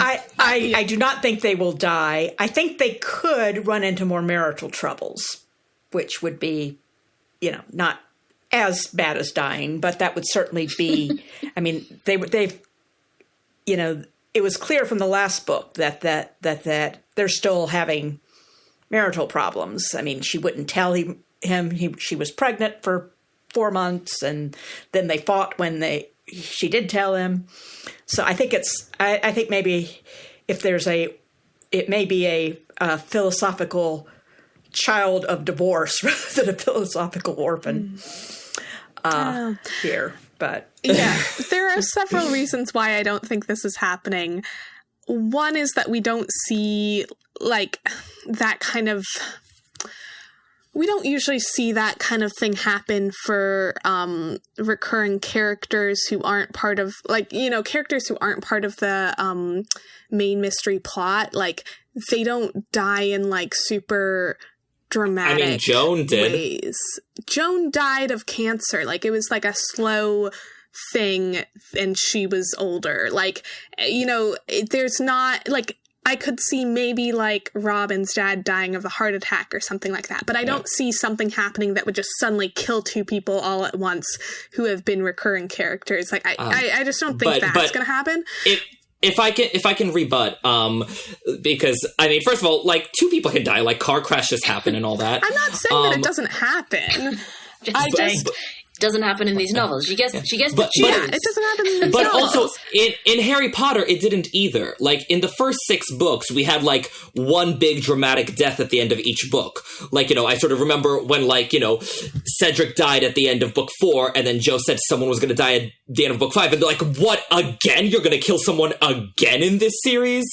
And then it was only in Deathly Hallows that, everyone started dropping like flies. Yeah. So I do think that the pattern of death or lack thereof in the first 6 books may not be entirely predictive. A huge number of characters in Potter. So I don't know how many it is, but it's about 500, isn't it? It's absolutely ginormous. And Strike's really a very small number of recurring characters. So the death rate, which is why I'm predicting fewer deaths. I don't think they're, Hedwig probably won't have a parallel. Well, that was Wolfgang. That was Wolfgang. Yeah. But I think these are just different books because I think that heresies. We agree. Exactly. I think this is a series about healing for Strike and Robin, and it would not be part of Strike's healing journey to have his only 2 close friends be killed. Yeah. And we've had the mourning. So we had a lot of mourning for Joan. It's very seriously done, a large part of the plot, and that's it. We're not going to have lots more mourning for Strike. Yeah. Also, I would say the reason that Teddy Lupin is a parallel, an orphan, is because it's paralleling Harry, but Strike isn't an orphan, at least not yet. So there's no But he will parallel. be. He's about to be. Well, that can be Rokeby's fine. Rokeby can be the one who Yeah, Oh, maybe is it's just Strike ropey. the He Teddy becomes Lupin an of the orphan. series? So that's the surprise. Because, like, it's supposed to be, like, Teddy Lupin is supposed to be a parallel of the very beginning of the series when Harry becomes an orphan. But Strike is not an orphan at the beginning of the series. So why would it parallel with someone becoming an orphan at the book 7? That doesn't make any sense. So I do have an answer for that. Okay. I think... because I thought a lot about it after we chatted earlier. I think that this presents an opportunity for Strike and Robin to seriously reflect and make decisions on the whole having kids thing. I think it's been a big concern for both of them in very different ways, just sort of simmering under the surface. And both of them like think that having kids like just doesn't fit into their lifestyles. So I think it's easy for them to say we're not having kids when sort of like they're just not having kids at the time. And it's a like, will we have kids? I think it's going to be very different when they have a like here and now opportunity to raise their godchild. And they have to sort of make the decision, like, then and there of, like, are we going to be parents or not? Like, what does that look like for us? So I think it's going to have in a less dramatic sense that this is going to be, they're going to be mulling over the children thing at his baptism. That's it. Yeah. I think Nick and Ilsa dying would be like Neville and Luna getting run over by a bus on the way home from the Battle of Hogwarts. That's the point of having that in the story. Yeah. Yeah. I mean, for my money, I don't think Strike and Robin are going to settle down to have kids. You know, it's not going to be like, there was a rom-com years ago, Life as We Know It, which, like, that exact same thing happened. Katherine Heigl and Josh Duhamel were the godparents and their friends died. And they're like, well, I guess we're going to play family and raise these kids. And, oh my God, we're going to fall in love. How unexpected. So I don't think that's where we're going with this. Well, but I think you're on your own here. But if it happens, you can get 100% brownie points for prediction. Yes, yes. When everyone dies in Running Grave, I called it. You're gonna be the only person pleased. Okay, fine. We'll move on to a slightly less deadly thing before circling back to even worse predictions I have. Malfoy Manor. I think this also presents a very clear parallel to what can happen with the cult. Sort of when our characters are brought to, like, the house of one of the leaders of this organization, where a vital piece of information is going to get revealed. I think it's going to be Robin getting caught at some point later on in the series, and she's going to be brought to the cult leader's house at some point, and there's going to be a lot of drama and fanfare about it, and the cult leader or someone at the house will let something slip. So I think there's going to be a very clear parallel to the Malfoy Manor skirmish, if you will. Yeah, I was just thinking so one of Rowling's Twitter headers has been this one which the Cormoran Strike fan found brilliantly. It's called Lion's Mouth, which is between Almerton and Cromer, and it is past a Felbrig Hall estate. So we're right next to a stately home here, and I did wonder if that's going to be the sort of Malfoy Manor parallel. So there is a stately home right next to one of the Twitter headers. So I think that's a good possibility. That's cool. And cults do quite often. I know this is a bit extreme, but cults do quite often take over stately homes. I've definitely come across this before of a sort of they like a grand place to be. And you might, you just get one sort of eccentric owner who goes, yeah, let's go for it. So I think the cult could also be in that building. I wonder if, like, Will, like, the boy that they're looking to get out of the cult, if he's maybe, like, a Draco parallel. Yes. Of, like, being partly in, like, he's partly brainwashed into it, but also is, like, terrified, like, in over his head, and, like, does not want to be involved in, like, maybe he kind of defends Robin in some sort of subtle way, like Draco kind of, like, obscures Harry's and Ron and Hermione's identity. Like, I wonder if there's some sort of parallel there where he's like, yeah, like, I did decide to join this, but I'm not sure this was a great idea, and I don't know how to get out, and I don't want to be involved in anyone's death, so yeah, I could really see that happening. Yeah, I definitely think we're going to see, like, you know, someone in the Draco role, like, waffling about whether to sell out Robin or not to the cult leader. I think that moment's definitely gonna show up in Running Grave. And for the record, I'm not predicting that Robin gets tortured the way Hermione did in Malfoy Manor, because they're different books. So it's not all gloom and doom here.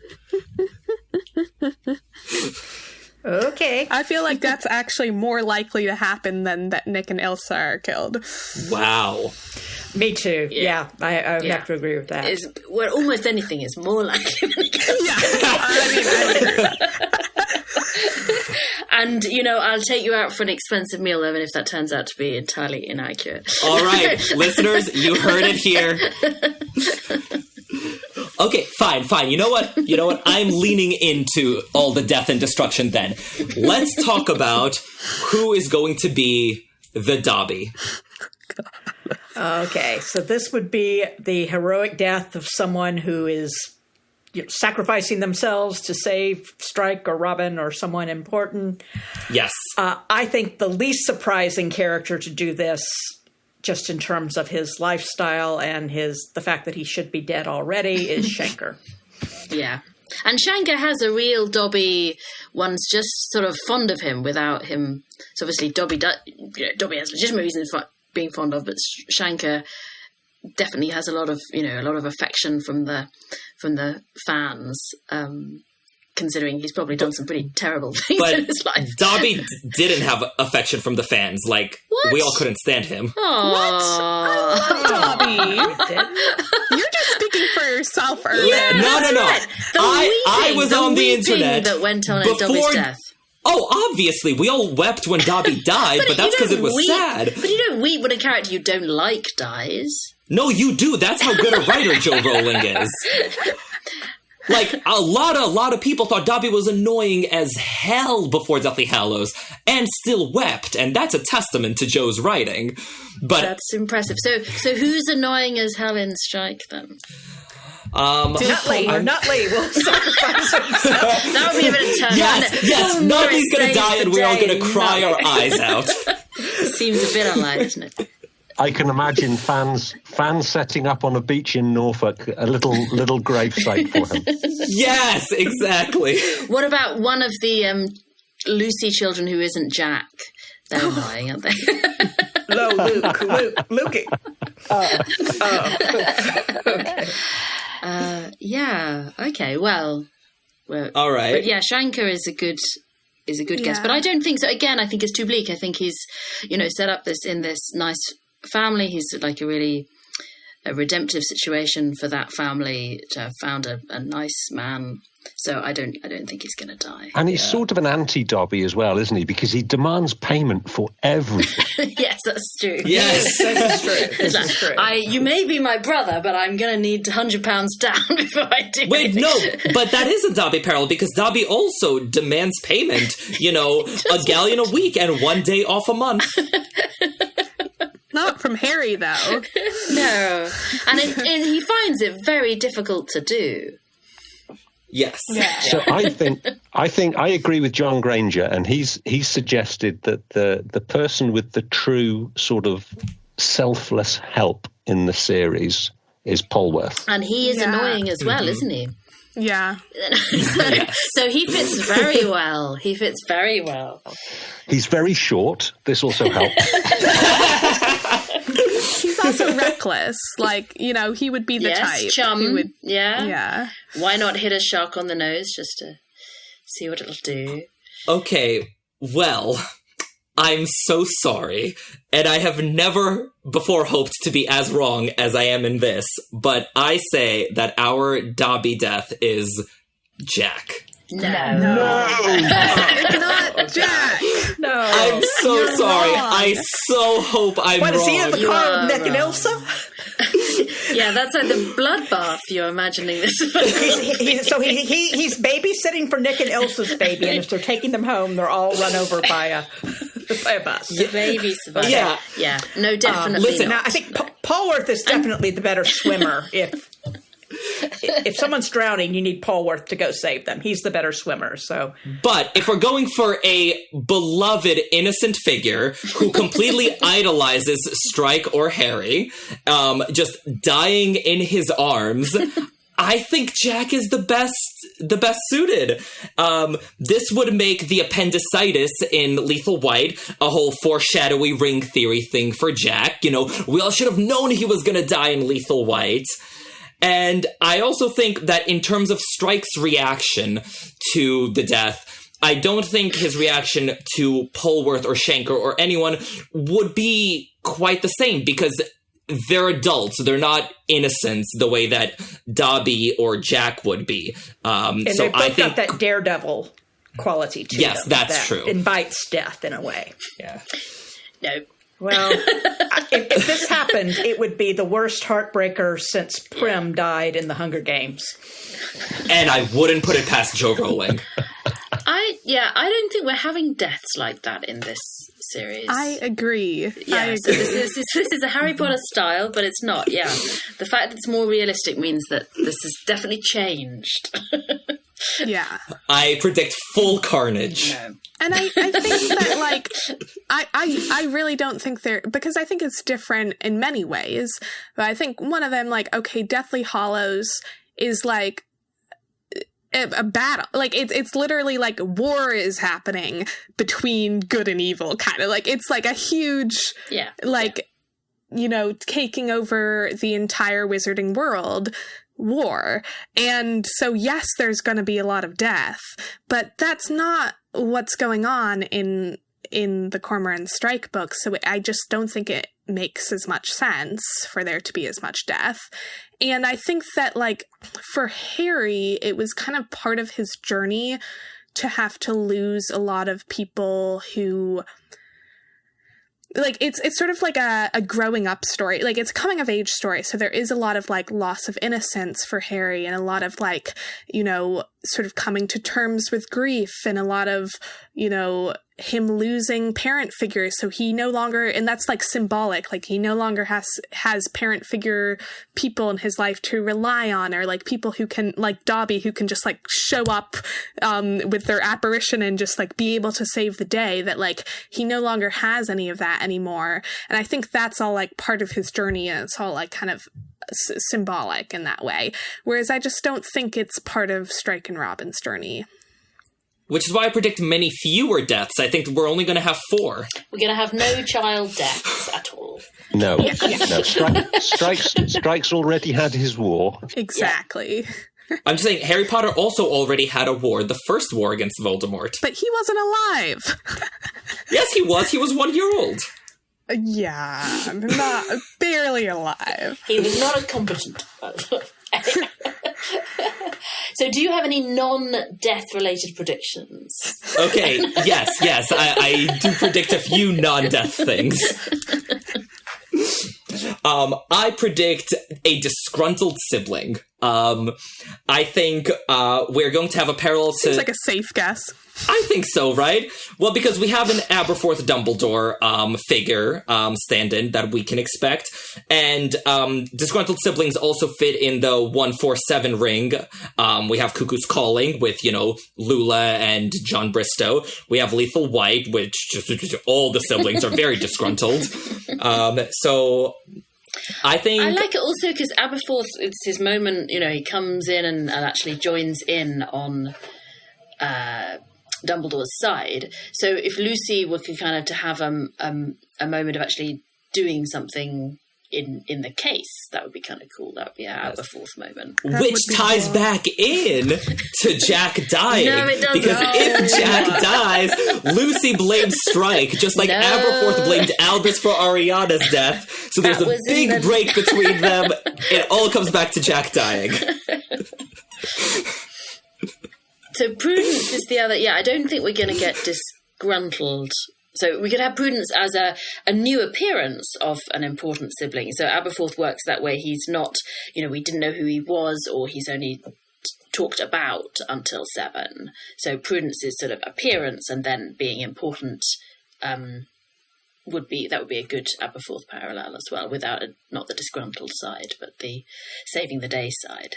Mm-hmm. Yeah. I mean, it could be one of Robin's siblings. I feel like we haven't gotten quite as much with Robin's siblings.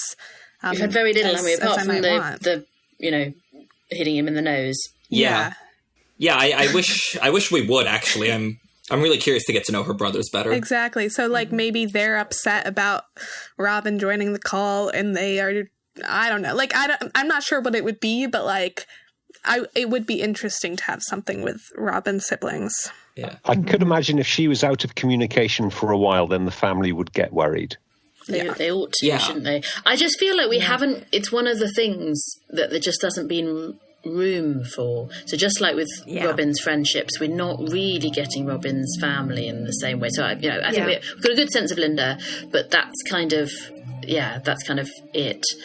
Could Linda be in an Aberforth role where she's just like had it with Robin putting herself in danger, and the cult is like the final straw, and she's like, "What the people?" She could be cross, but I can't see her going undercover and helping. That's definitely not happening. The only way I see this playing out is Strike being the disgruntled sibling and just telling Prudence or telling Al, look, when I was 7 years old, my mom took me, what happened at the recording studio. And, I waited every year for a birthday card and it never came.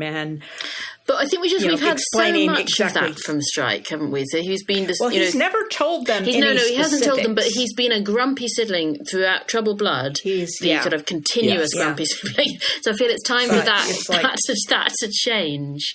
I don't know. It could be. Could be something. Does anyone have any connection with goats? I know we have Michael Ellicott with his sheep.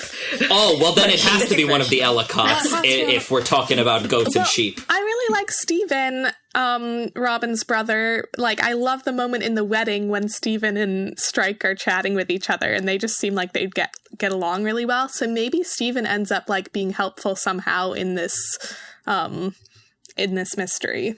Okay. Yeah. Again, I'm not trying to get dark, but in terms of... Yes, you are. Genuinely this time. Okay. Genuinely. But if we're talking about, like, characters in Harry Potter who seem very striky, I think the Grey Lady. Because I think sort of the theme of, like, male violence against women is such a huge part of the Strike series all around. And sort of Helena Ravenclaw is the clearest analog for that in Harry Potter. I think sort of the idea of a woman murdered by a controlling man who loved her, I feel like that is very striky, like case-wise, not, in Strike's personal life. And it does fit very well with these shrieking pits that are near the... Oh, yeah, the female ghost. Yeah. So the female ghost, she's meant to be murdered by her husband. Mm-hmm. And I think she's called the White Lady, so it's quite similar. Similar naming. Oh wow! Yeah. I like this. and we know Helena ran off after a fight with her mother, and I mean, I feel like a lot of the people in the cult will be like that. Just a girl who runs off to the cult after having a huge fight with a very accomplished mother. I feel like. Yeah, we can definitely see that type of character in the book. Yeah. That may be Robin after she has a fight with Linda, because Linda doesn't want her running off to the cult.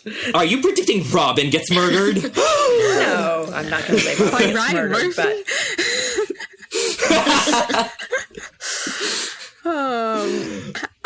When you were saying that, like, the Grey Lady has a Strike sort of feeling to it, I also feel like Ariana Dumbledore potentially has a Strike feeling to it, of like a young girl who has some sort of traumatic event happen to her that like kind of messes in some way with her development.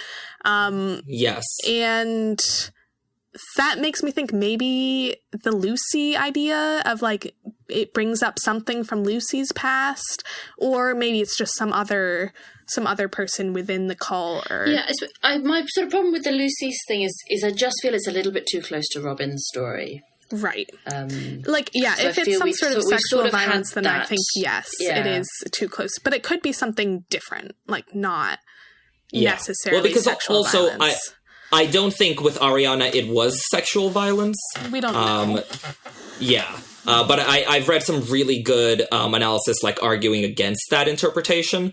So, yeah, I think Lucy, like, as a not necessarily sexual violence, but trauma in the past thing would line up really well. Yeah, we've heard about the teenager that Strike saw being whipped in the commune, so maybe just physical violence, not sexual. That's much all. better. I just going back to Helena taking different things. Obviously, just that sense of the diadem that she's taken, so this lovely sort of piece of treasure that she's taken away with her and hidden. I was really caught by the idea that there's a golden calf hidden in the underground passage from the Hamilton Cross to the Beast and Regis Priory. So that's a genuine folktale, and it's so wild. Golden calf. So I think the idea is that sort of the dissolution of the monasteries. Is this like supposed to be the golden calf? Well, I don't know whether it's Moses and Aaron? I mean, that would be even wilder, wouldn't it? But I think it's meant to be a golden calf. So I think the idea, my sort of that guess, one got melted down, didn't it? Okay. It did.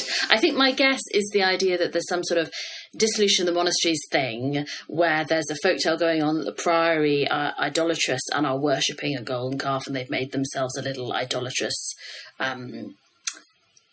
idol to worship, and then when the dissolution happens they bury it underground in this secret passage. So anyway, just for the Helena diadem golden calf parallel, that would be really fun. And certainly if Rowling was doing research into this area, I just think, the words golden calf just jump Maybe out. it'll turn out to be a goat, and we can have Aberforth in there too. Back to you, that's right. The sheep, now the goat, now a calf, it's all... Assorted farm animals. Yes. But no pigs until book 10, right? Right. Yeah. Yes. Okay. So now it's time to discuss the most important element that we are hoping translates from Deathly Hallows. The kissing. Tell me if this sounds familiar. We spent 7 long books awaiting a kiss between this couple that is so very obviously meant to end up together. And then finally, near the end of the 7th book, we get the epic, long-awaited kiss. I think we are getting a Strike and Robin kiss at the end of Running Grave. It's gonna happen. I think so too. I called this a long time ago when people said, come on, they've got to get together in book 4, book 5, book 6. I was like, it's going to be 7. So I'm still on the kiss in 7, but I'm worried this is one of those things that's going to be spin out till 10, but let's hope not. Yeah. Rowling is the queen of delayed gratification. I know. Yes. But surely we've done enough. If you think about what triggered the kiss, the reason Hermione kissed him was because he, did something completely unexpected that she was so impressed by, which was express concerns for the house elves. So what would Strike do that would trigger Robin to just grab him and lay one on him? I mean, would he offer to buy a birthday present for Pat? Would he? What would he do? What would it be that? I love that. That would trigger. I don't that? know. I feel like he's done like all the things that could win her over at this point.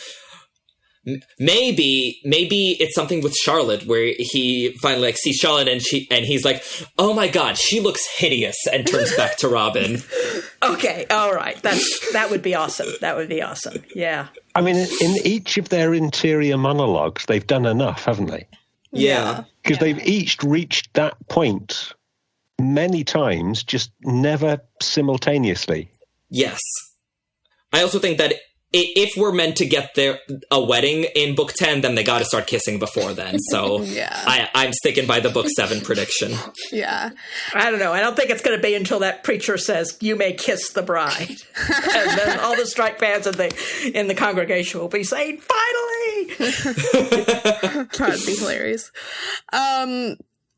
Yeah, because I had been thinking that there was going to be a kiss at the end of book 6, because I was thinking that it was that they were like a Harry and Ginny parallel. Yeah. But I think very clearly in Half-Blood Prince, they are Ron and Hermione, and that like both of their kind of romantic situations in Ink Black Heart sort of paralleled Ron and Hermione's romantic. I suppose Ginny's serial dating of other people. But I think Strike and Madeline seems very like basically that Ron feels insecure with about Hermione, and then starts dating Lavender, and that's very clearly what Strike does with Madeline. Yeah, although that's more Ryan, isn't it? So Strike doesn't have any insecurities about his success with women, where it's Robin who has those. So she said that the mere possibility of Ryan has balanced the tables between them. I thought that Pez Pierce was definitely like a Cormac McLagan. Yes. So yes. It seemed to me that Ron and Hermione were clearly like Strike and Robin in book 6, which makes me think that book 7 they need to have a kiss at the end. Yes. And probably during a big climactic actiony moment, oi, there's a battle going on, and just Strike and Robin are smooching up a storm. So he's going to yell, "Charlotte is ugly" in the middle of the battle, and yes, exactly. That's 100% how it's going to go. An obvious climax of when Robin escapes from this cult, which she will. We hope. That will be a definite, if they just sort of shake hands after that will seem quite low key. Exactly. We're going to need something there. Okay, so I'm glad we are at least all agreed that there's going to be kissing. So it's a less controversial stance. So, getting back to a source of controversy within Harry Potter to this day, let's talk about Severus Snape and the Prince's Tale. And who can be our analog for Snape in Running Grave? I feel quite strongly that it's gonna be Rokeby, because he seems to fit the pattern so well. He seems like such an obvious villain, sort of from the very first book onwards. And so he's gonna die. Maybe Strike will be at the deathbed and he'll say Strike to look at him. And afterwards, we're gonna somehow find out that Rokeby is not so bad after all. Also, does Strike have Lita's eyes? Do we know that?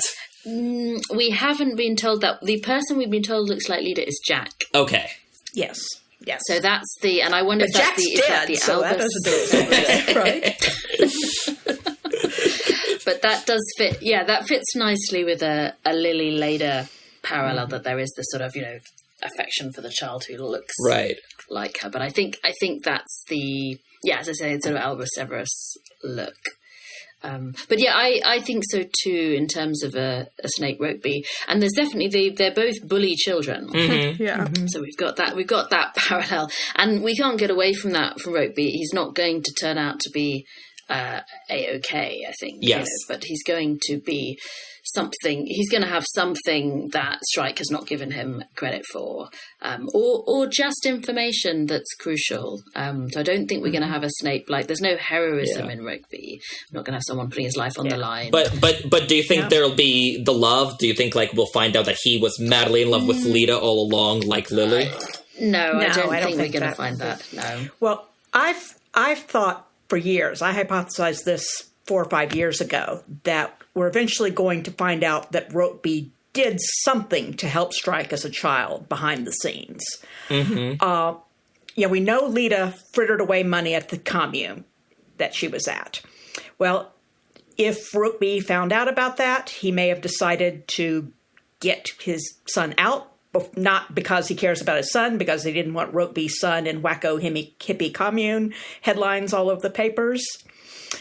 There was also that moment where Uncle Ted showed up at the squat with Shumba to take Strike and Lucy out of there. That was, I think, the only time you've ever heard of Ted being so worried about them that he went and got them rather than waiting for Lita to bring them to him.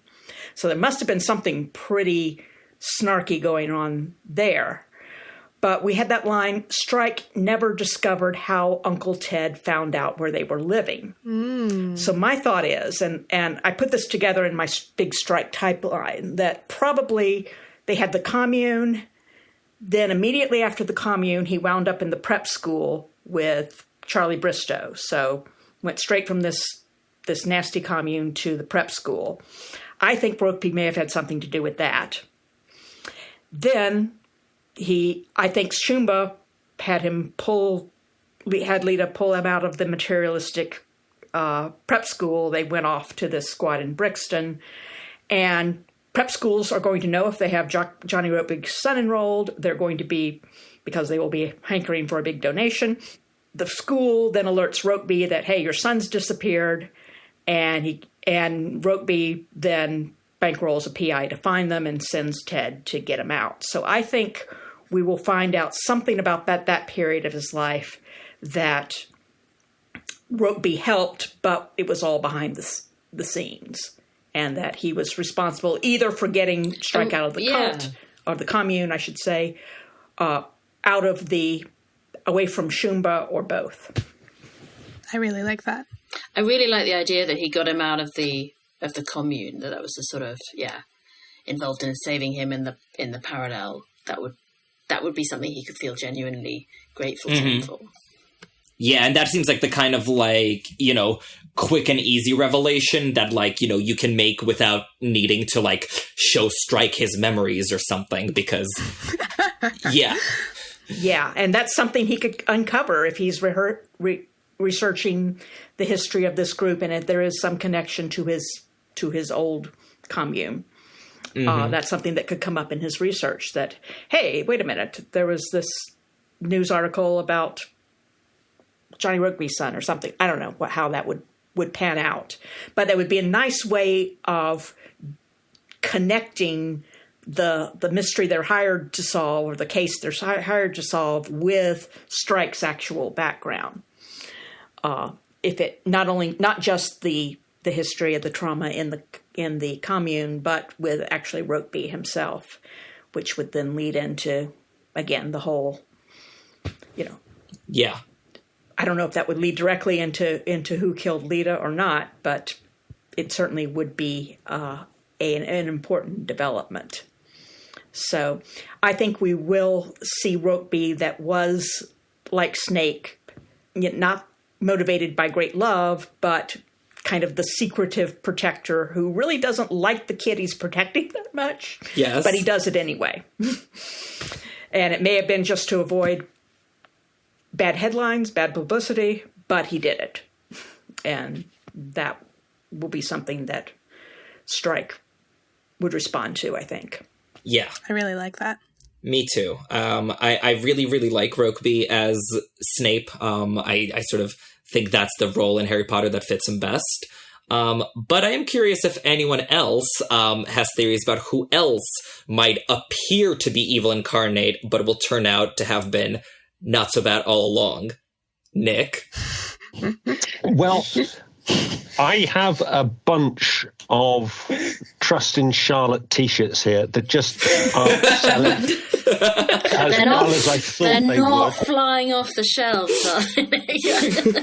They're not. So I have slightly modified my theory. So rather than Charlotte having a redemption arc, I still don't like the psycho girlfriend trope.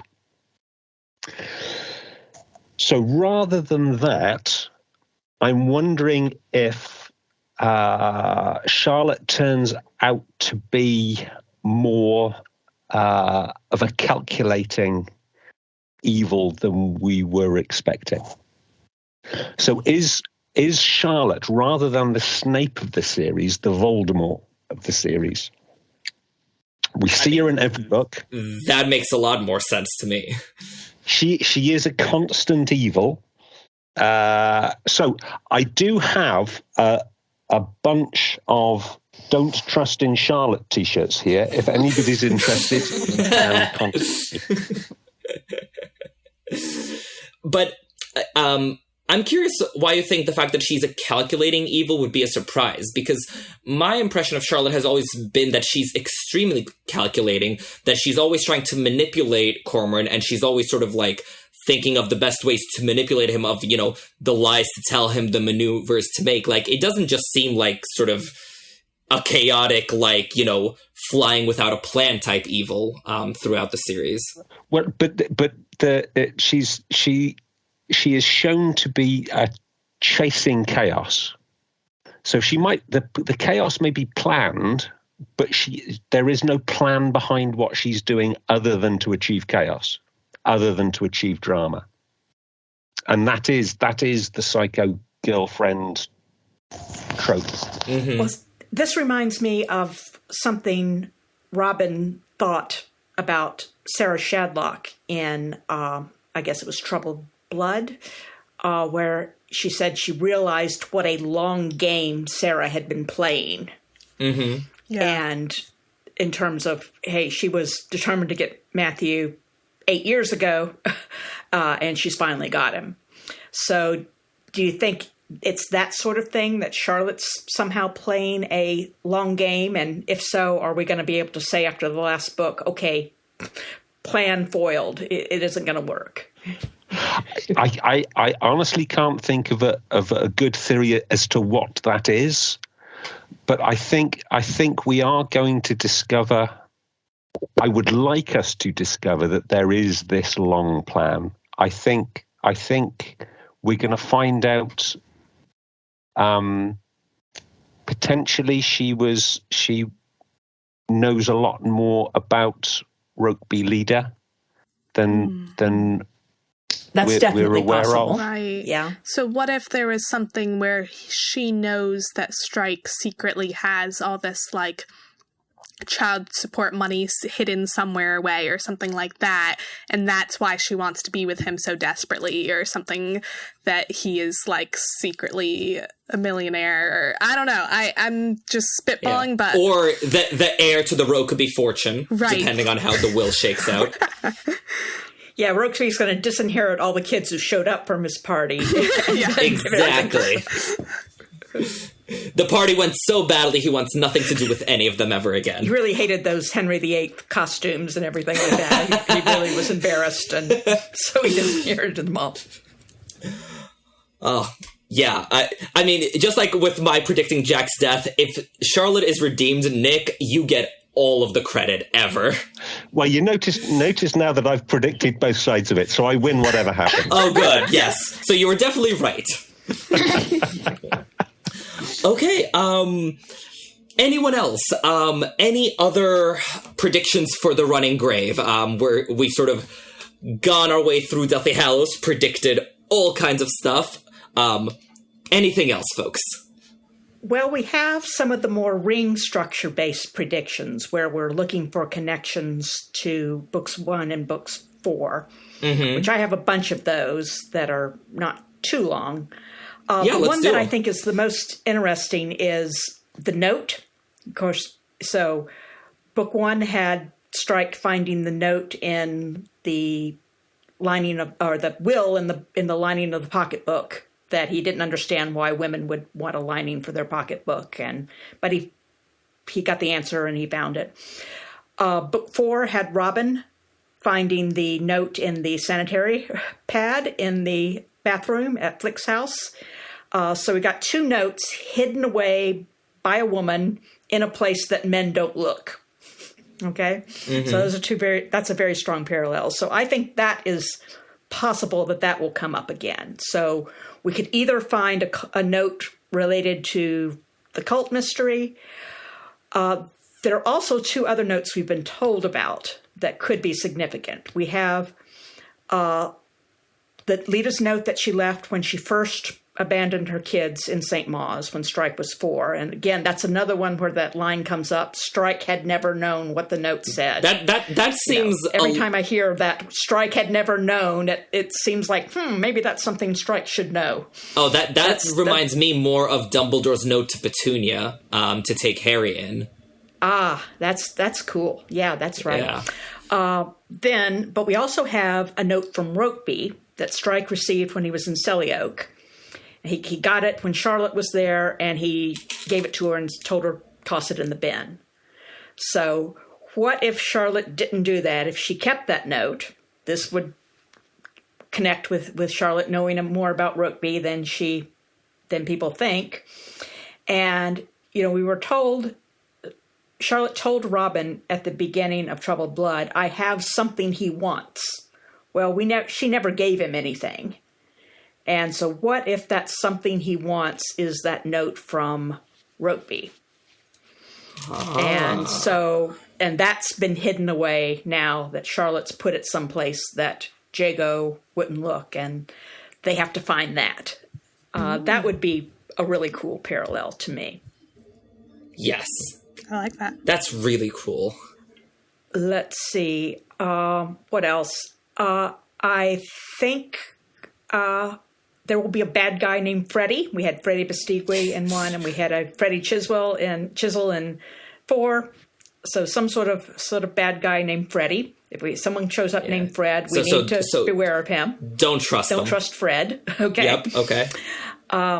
Possibly some sort of memorable encounter between Robin and Strike on a staircase. Maybe this is where the kiss will happen. It's going to be the kiss. Yes. Where he grabbed her. He accident where he grabbed her breast in 1. There was the hug in 4. So we need something in 7. Kissing. It has to be the kissing. I think the fact that I've been binging the Strike and Ellicott Files is beginning to rub off on me, but I've become very emotionally invested in the kissing. All right, so maybe a kiss on the staircase. Okay. And then the final one is someone coming into a large amount of money at the end, but has very mixed feelings about the fortune. So we had Jonah Agyeman inheriting Lula's money at the end, but he was, kind of not altogether happy about it. He was sort of overwhelmed, and he, of course, felt very bad that he died without her ever meeting her, that she died without him meeting her, and all this stuff. And then we had Izzy at the end of Lethal White with the $28 million Stubbs painting that she said, "Oh, I don't care about that. It would go in the bin for all I care. It's caused nothing but grief." Yeah, you're going to sell the painting and take the money, Izzy. You know that. But but anyway, you had, as a result of the detective's work, you've got both of these people who've got this windfall of money. They're not altogether happy about it when they're talking with Strike in the restaurant about it. So, is that going to happen at the end of 7? Is someone going to come into a lot of money, but have mixed feelings about it? This could be Strike getting his Rokeby funds. Exactly. That sounds very Strike and Rokeby. Yeah. But it could also be someone connected to the cult. Well, yeah, like if we are thinking maybe the cult is connected to some like big manor house, kind of like the Malfoy Manor idea. What if like it's someone related to the cult leader, and the cult leader dies at the end, and they inherit this money, but they're also that association with that cult leader, and it makes it a mixed feeling for them. Oh. Maybe they inherit the manor. Okay, that would... I feel like inheriting the manor, that's more Harry inheriting 12 Grimmauld Place. Sure. I guess why I was saying the manor is like, because if there was cult activity happening there, I could understand why you would have very mixed feelings about inheriting it. Yeah. Depending on how many people have, died without explanation in the building you inherit, you have mixed feelings. How many people have been tortured, how many rapes, Yeah. Stuff. Okay. Then I think one rapid fire round to wrap it up. So everyone, who killed Lita Strike? Which I don't expect we will find out in this book, but I think while we're predicting, we should go on the record. Okay, I'm going to say either Grandpa Whittaker or Peter Gillespie, with Jeff Whittaker as their possible accomplice. Okay. Beatrice? So I really like Peter Gillespie, which was suggested to me a few years back by Lindsay of Strike and Ellicott Files fame. But I've also... so one of the reasons I really like that is if it's about the fact Gillespie's been kind of embezzling the money that Rokeby was meant to be giving or saving for Strike, because that's the plot of the first detective story. So Wilkie Collins' Moonstone, which I know Rowling likes. The stealing of the Moonstone is to cover up the fact someone's been embezzling money held in trust for a young man for when he turns 18 and he's about to 21. When he turns 21, he's got to find millions of pounds. So I really like the idea of Gillespie, but I've also expect a family member to be involved, because we had the 147, so the brother, the son, wife, and 4.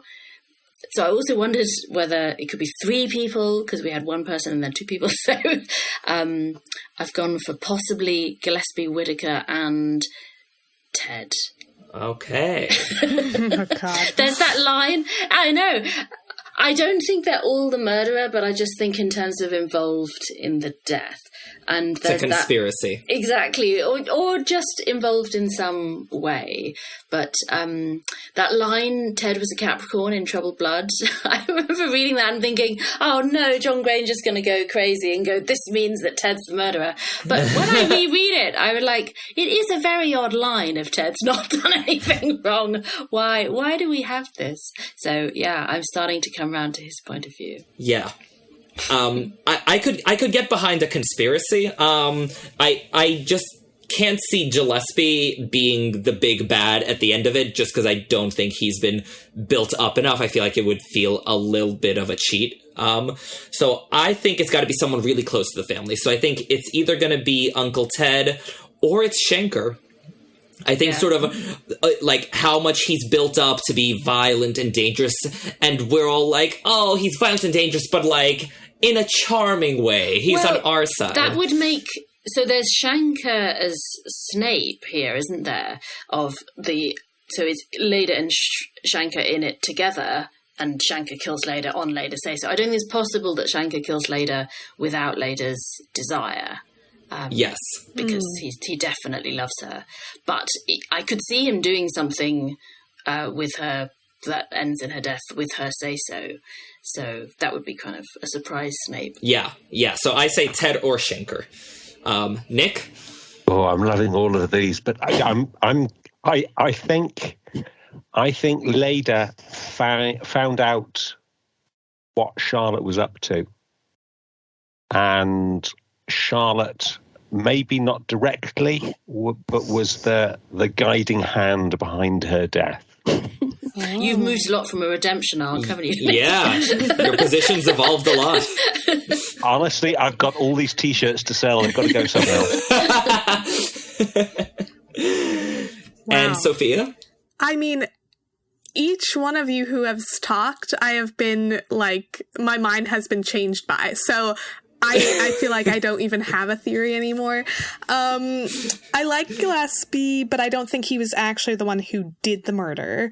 I kind of think maybe Schenker in a more like Snape in terms of like how Snape like passed on information to Voldemort that led to Voldemort killing Lily. Like I would see it maybe more in that way, that Schenker was like indirectly involved, but maybe didn't even realize it at the time. But I do also, now that I'm thinking about the Charlotte thing, that would be very cool. I don't know. I think my mind keeps on changing, so I no longer have a real theory. Well, one thing I've come to believe is that if we knew a little bit more about the baby, Switch, LeVay, Bloom, Whittaker, and where he was when Leda died, we'd know a little. We'd be able to guess who the killer was. You know, was he with them? Was he with Ted and Joan? Was he with the grandparents? I think there's a lot about Switch we don't know. We've established through the timeline that he was probably premature, which meant the hospital probably wouldn't have sent him home to the squat. So Leda and Whittaker may have lost custody of him much earlier, well before Leda's death. And so I think knowing what happened to that kid is going to be key to telling us who killed Leda. Yes. All right. So there you have it, folks. We will see in a matter of a few short weeks just how right or just how wrong we all were. But before we leave, we just want to tell you what's playing at the pub's jukebox today. I bet y'all didn't think you were getting some music to go with Cormoran Strike, but because The Running Grave is all about cults, I'm actually going to recommend a song by Rob Rokicki and Sarah Beth Pfeiffer. If those names are familiar, that's because Rob wrote the music for the Lightning Thief musical, and Sarah Beth Pfeiffer starred in it. So if you liked this music we talked about on the Percy Jackson crossover episode, I'm here to tell you they are working on a new musical called Experience Marianas, which is all about a cult, about people who join cults and sort of how it all goes very badly. And they've performed some of these songs in concert, so the song I can recommend is We Just Want to Know, which is basically all the family members of the people who went to the cult, like, worrying about those family members and just saying, like, we just want to know you're okay. And this gets stuck in my head for weeks on end, so sorry on that account. But take a listen, and then you can find out more about the show at Rob Rokicki's website, which we'll drop a link to.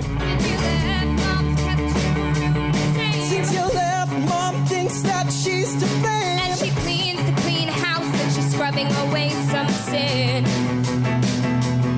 Did I do something, say something, write something wrong? It's not like we were getting along. No letter, no nothing. No, nothing since you went in. And we just wanna know where you are you eating all right? Do they know all about your diet restrictions? We just wanna know you're okay. Are they treating you well? Are you happy and loved? Are you ever coming? Are you ever coming? Are you ever coming home? All right, and now we just gotta say thank you to our incredible guests for joining us here at the pub. It has been such an absolute pleasure having you all join us at the Three Broomsticks. So I guess one by one, we'd love to hear, where our listeners can find you on the interwebs and anything you want to plug, since you all, do a lot of analysis of Strike and Harry Potter on the internet. So Louise, why don't you kick us off? Where can listeners find all your stuff online?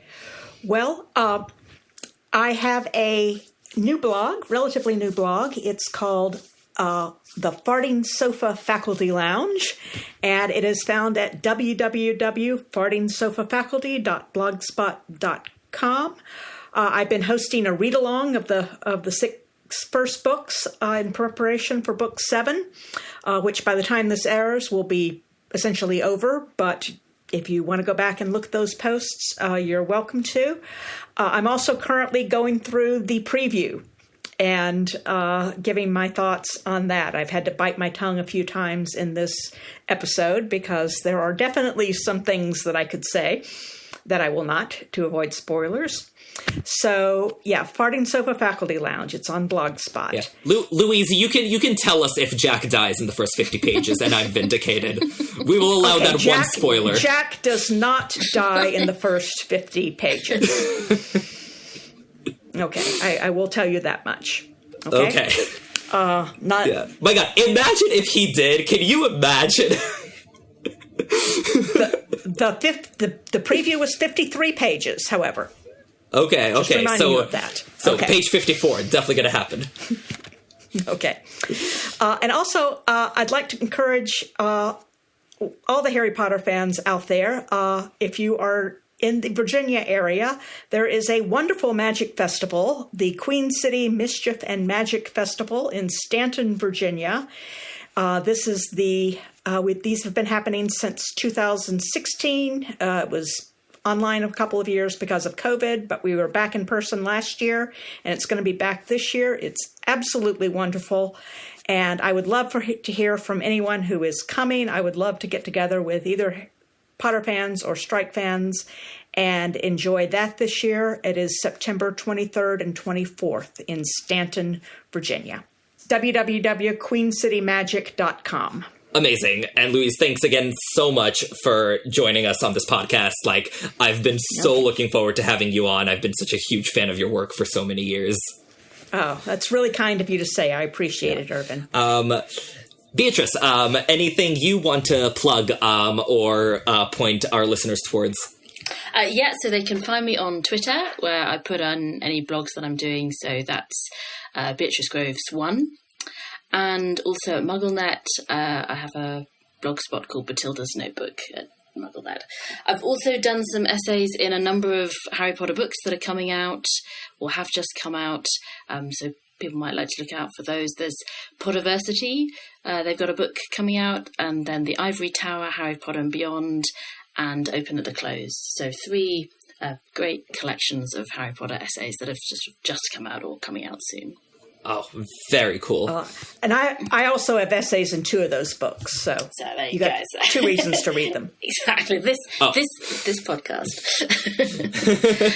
And thanks so much for inviting me back. It's been great, and I do hope we can come back and talk epigraphs when we've seen the new one and had some sort of sense of what to do with the I Ching. Yes. I mean, very difficult to predict in advance because it's so voluminous. It encompasses so much. So, yes, I think we will try to have strike episodes, at least once or twice a year, just because the response has been really, really fun. And of course, we'd love to revive this expert panel. Nick, anywhere listeners can find you or your essays? Yes, so you can find me on Twitter, usually sort of nature type photography, and I write at the Hogwarts Professor Substack. You do not need to subscribe, but subscription is free if you choose to do so. All right. Fantastic. Listeners, if you want to buy us the next round of drinks at the Three Broomsticks, please visit us at patreon.com/3broomsticks with the number 3 to sign up. There we're going to offer bonus content, chats with the hosts, on-episode shout-outs, and all kinds of good stuff like that. We'd really appreciate your help in keeping the lights on at the pub so we can talk about Harry Potter and other fandoms for a long time to come.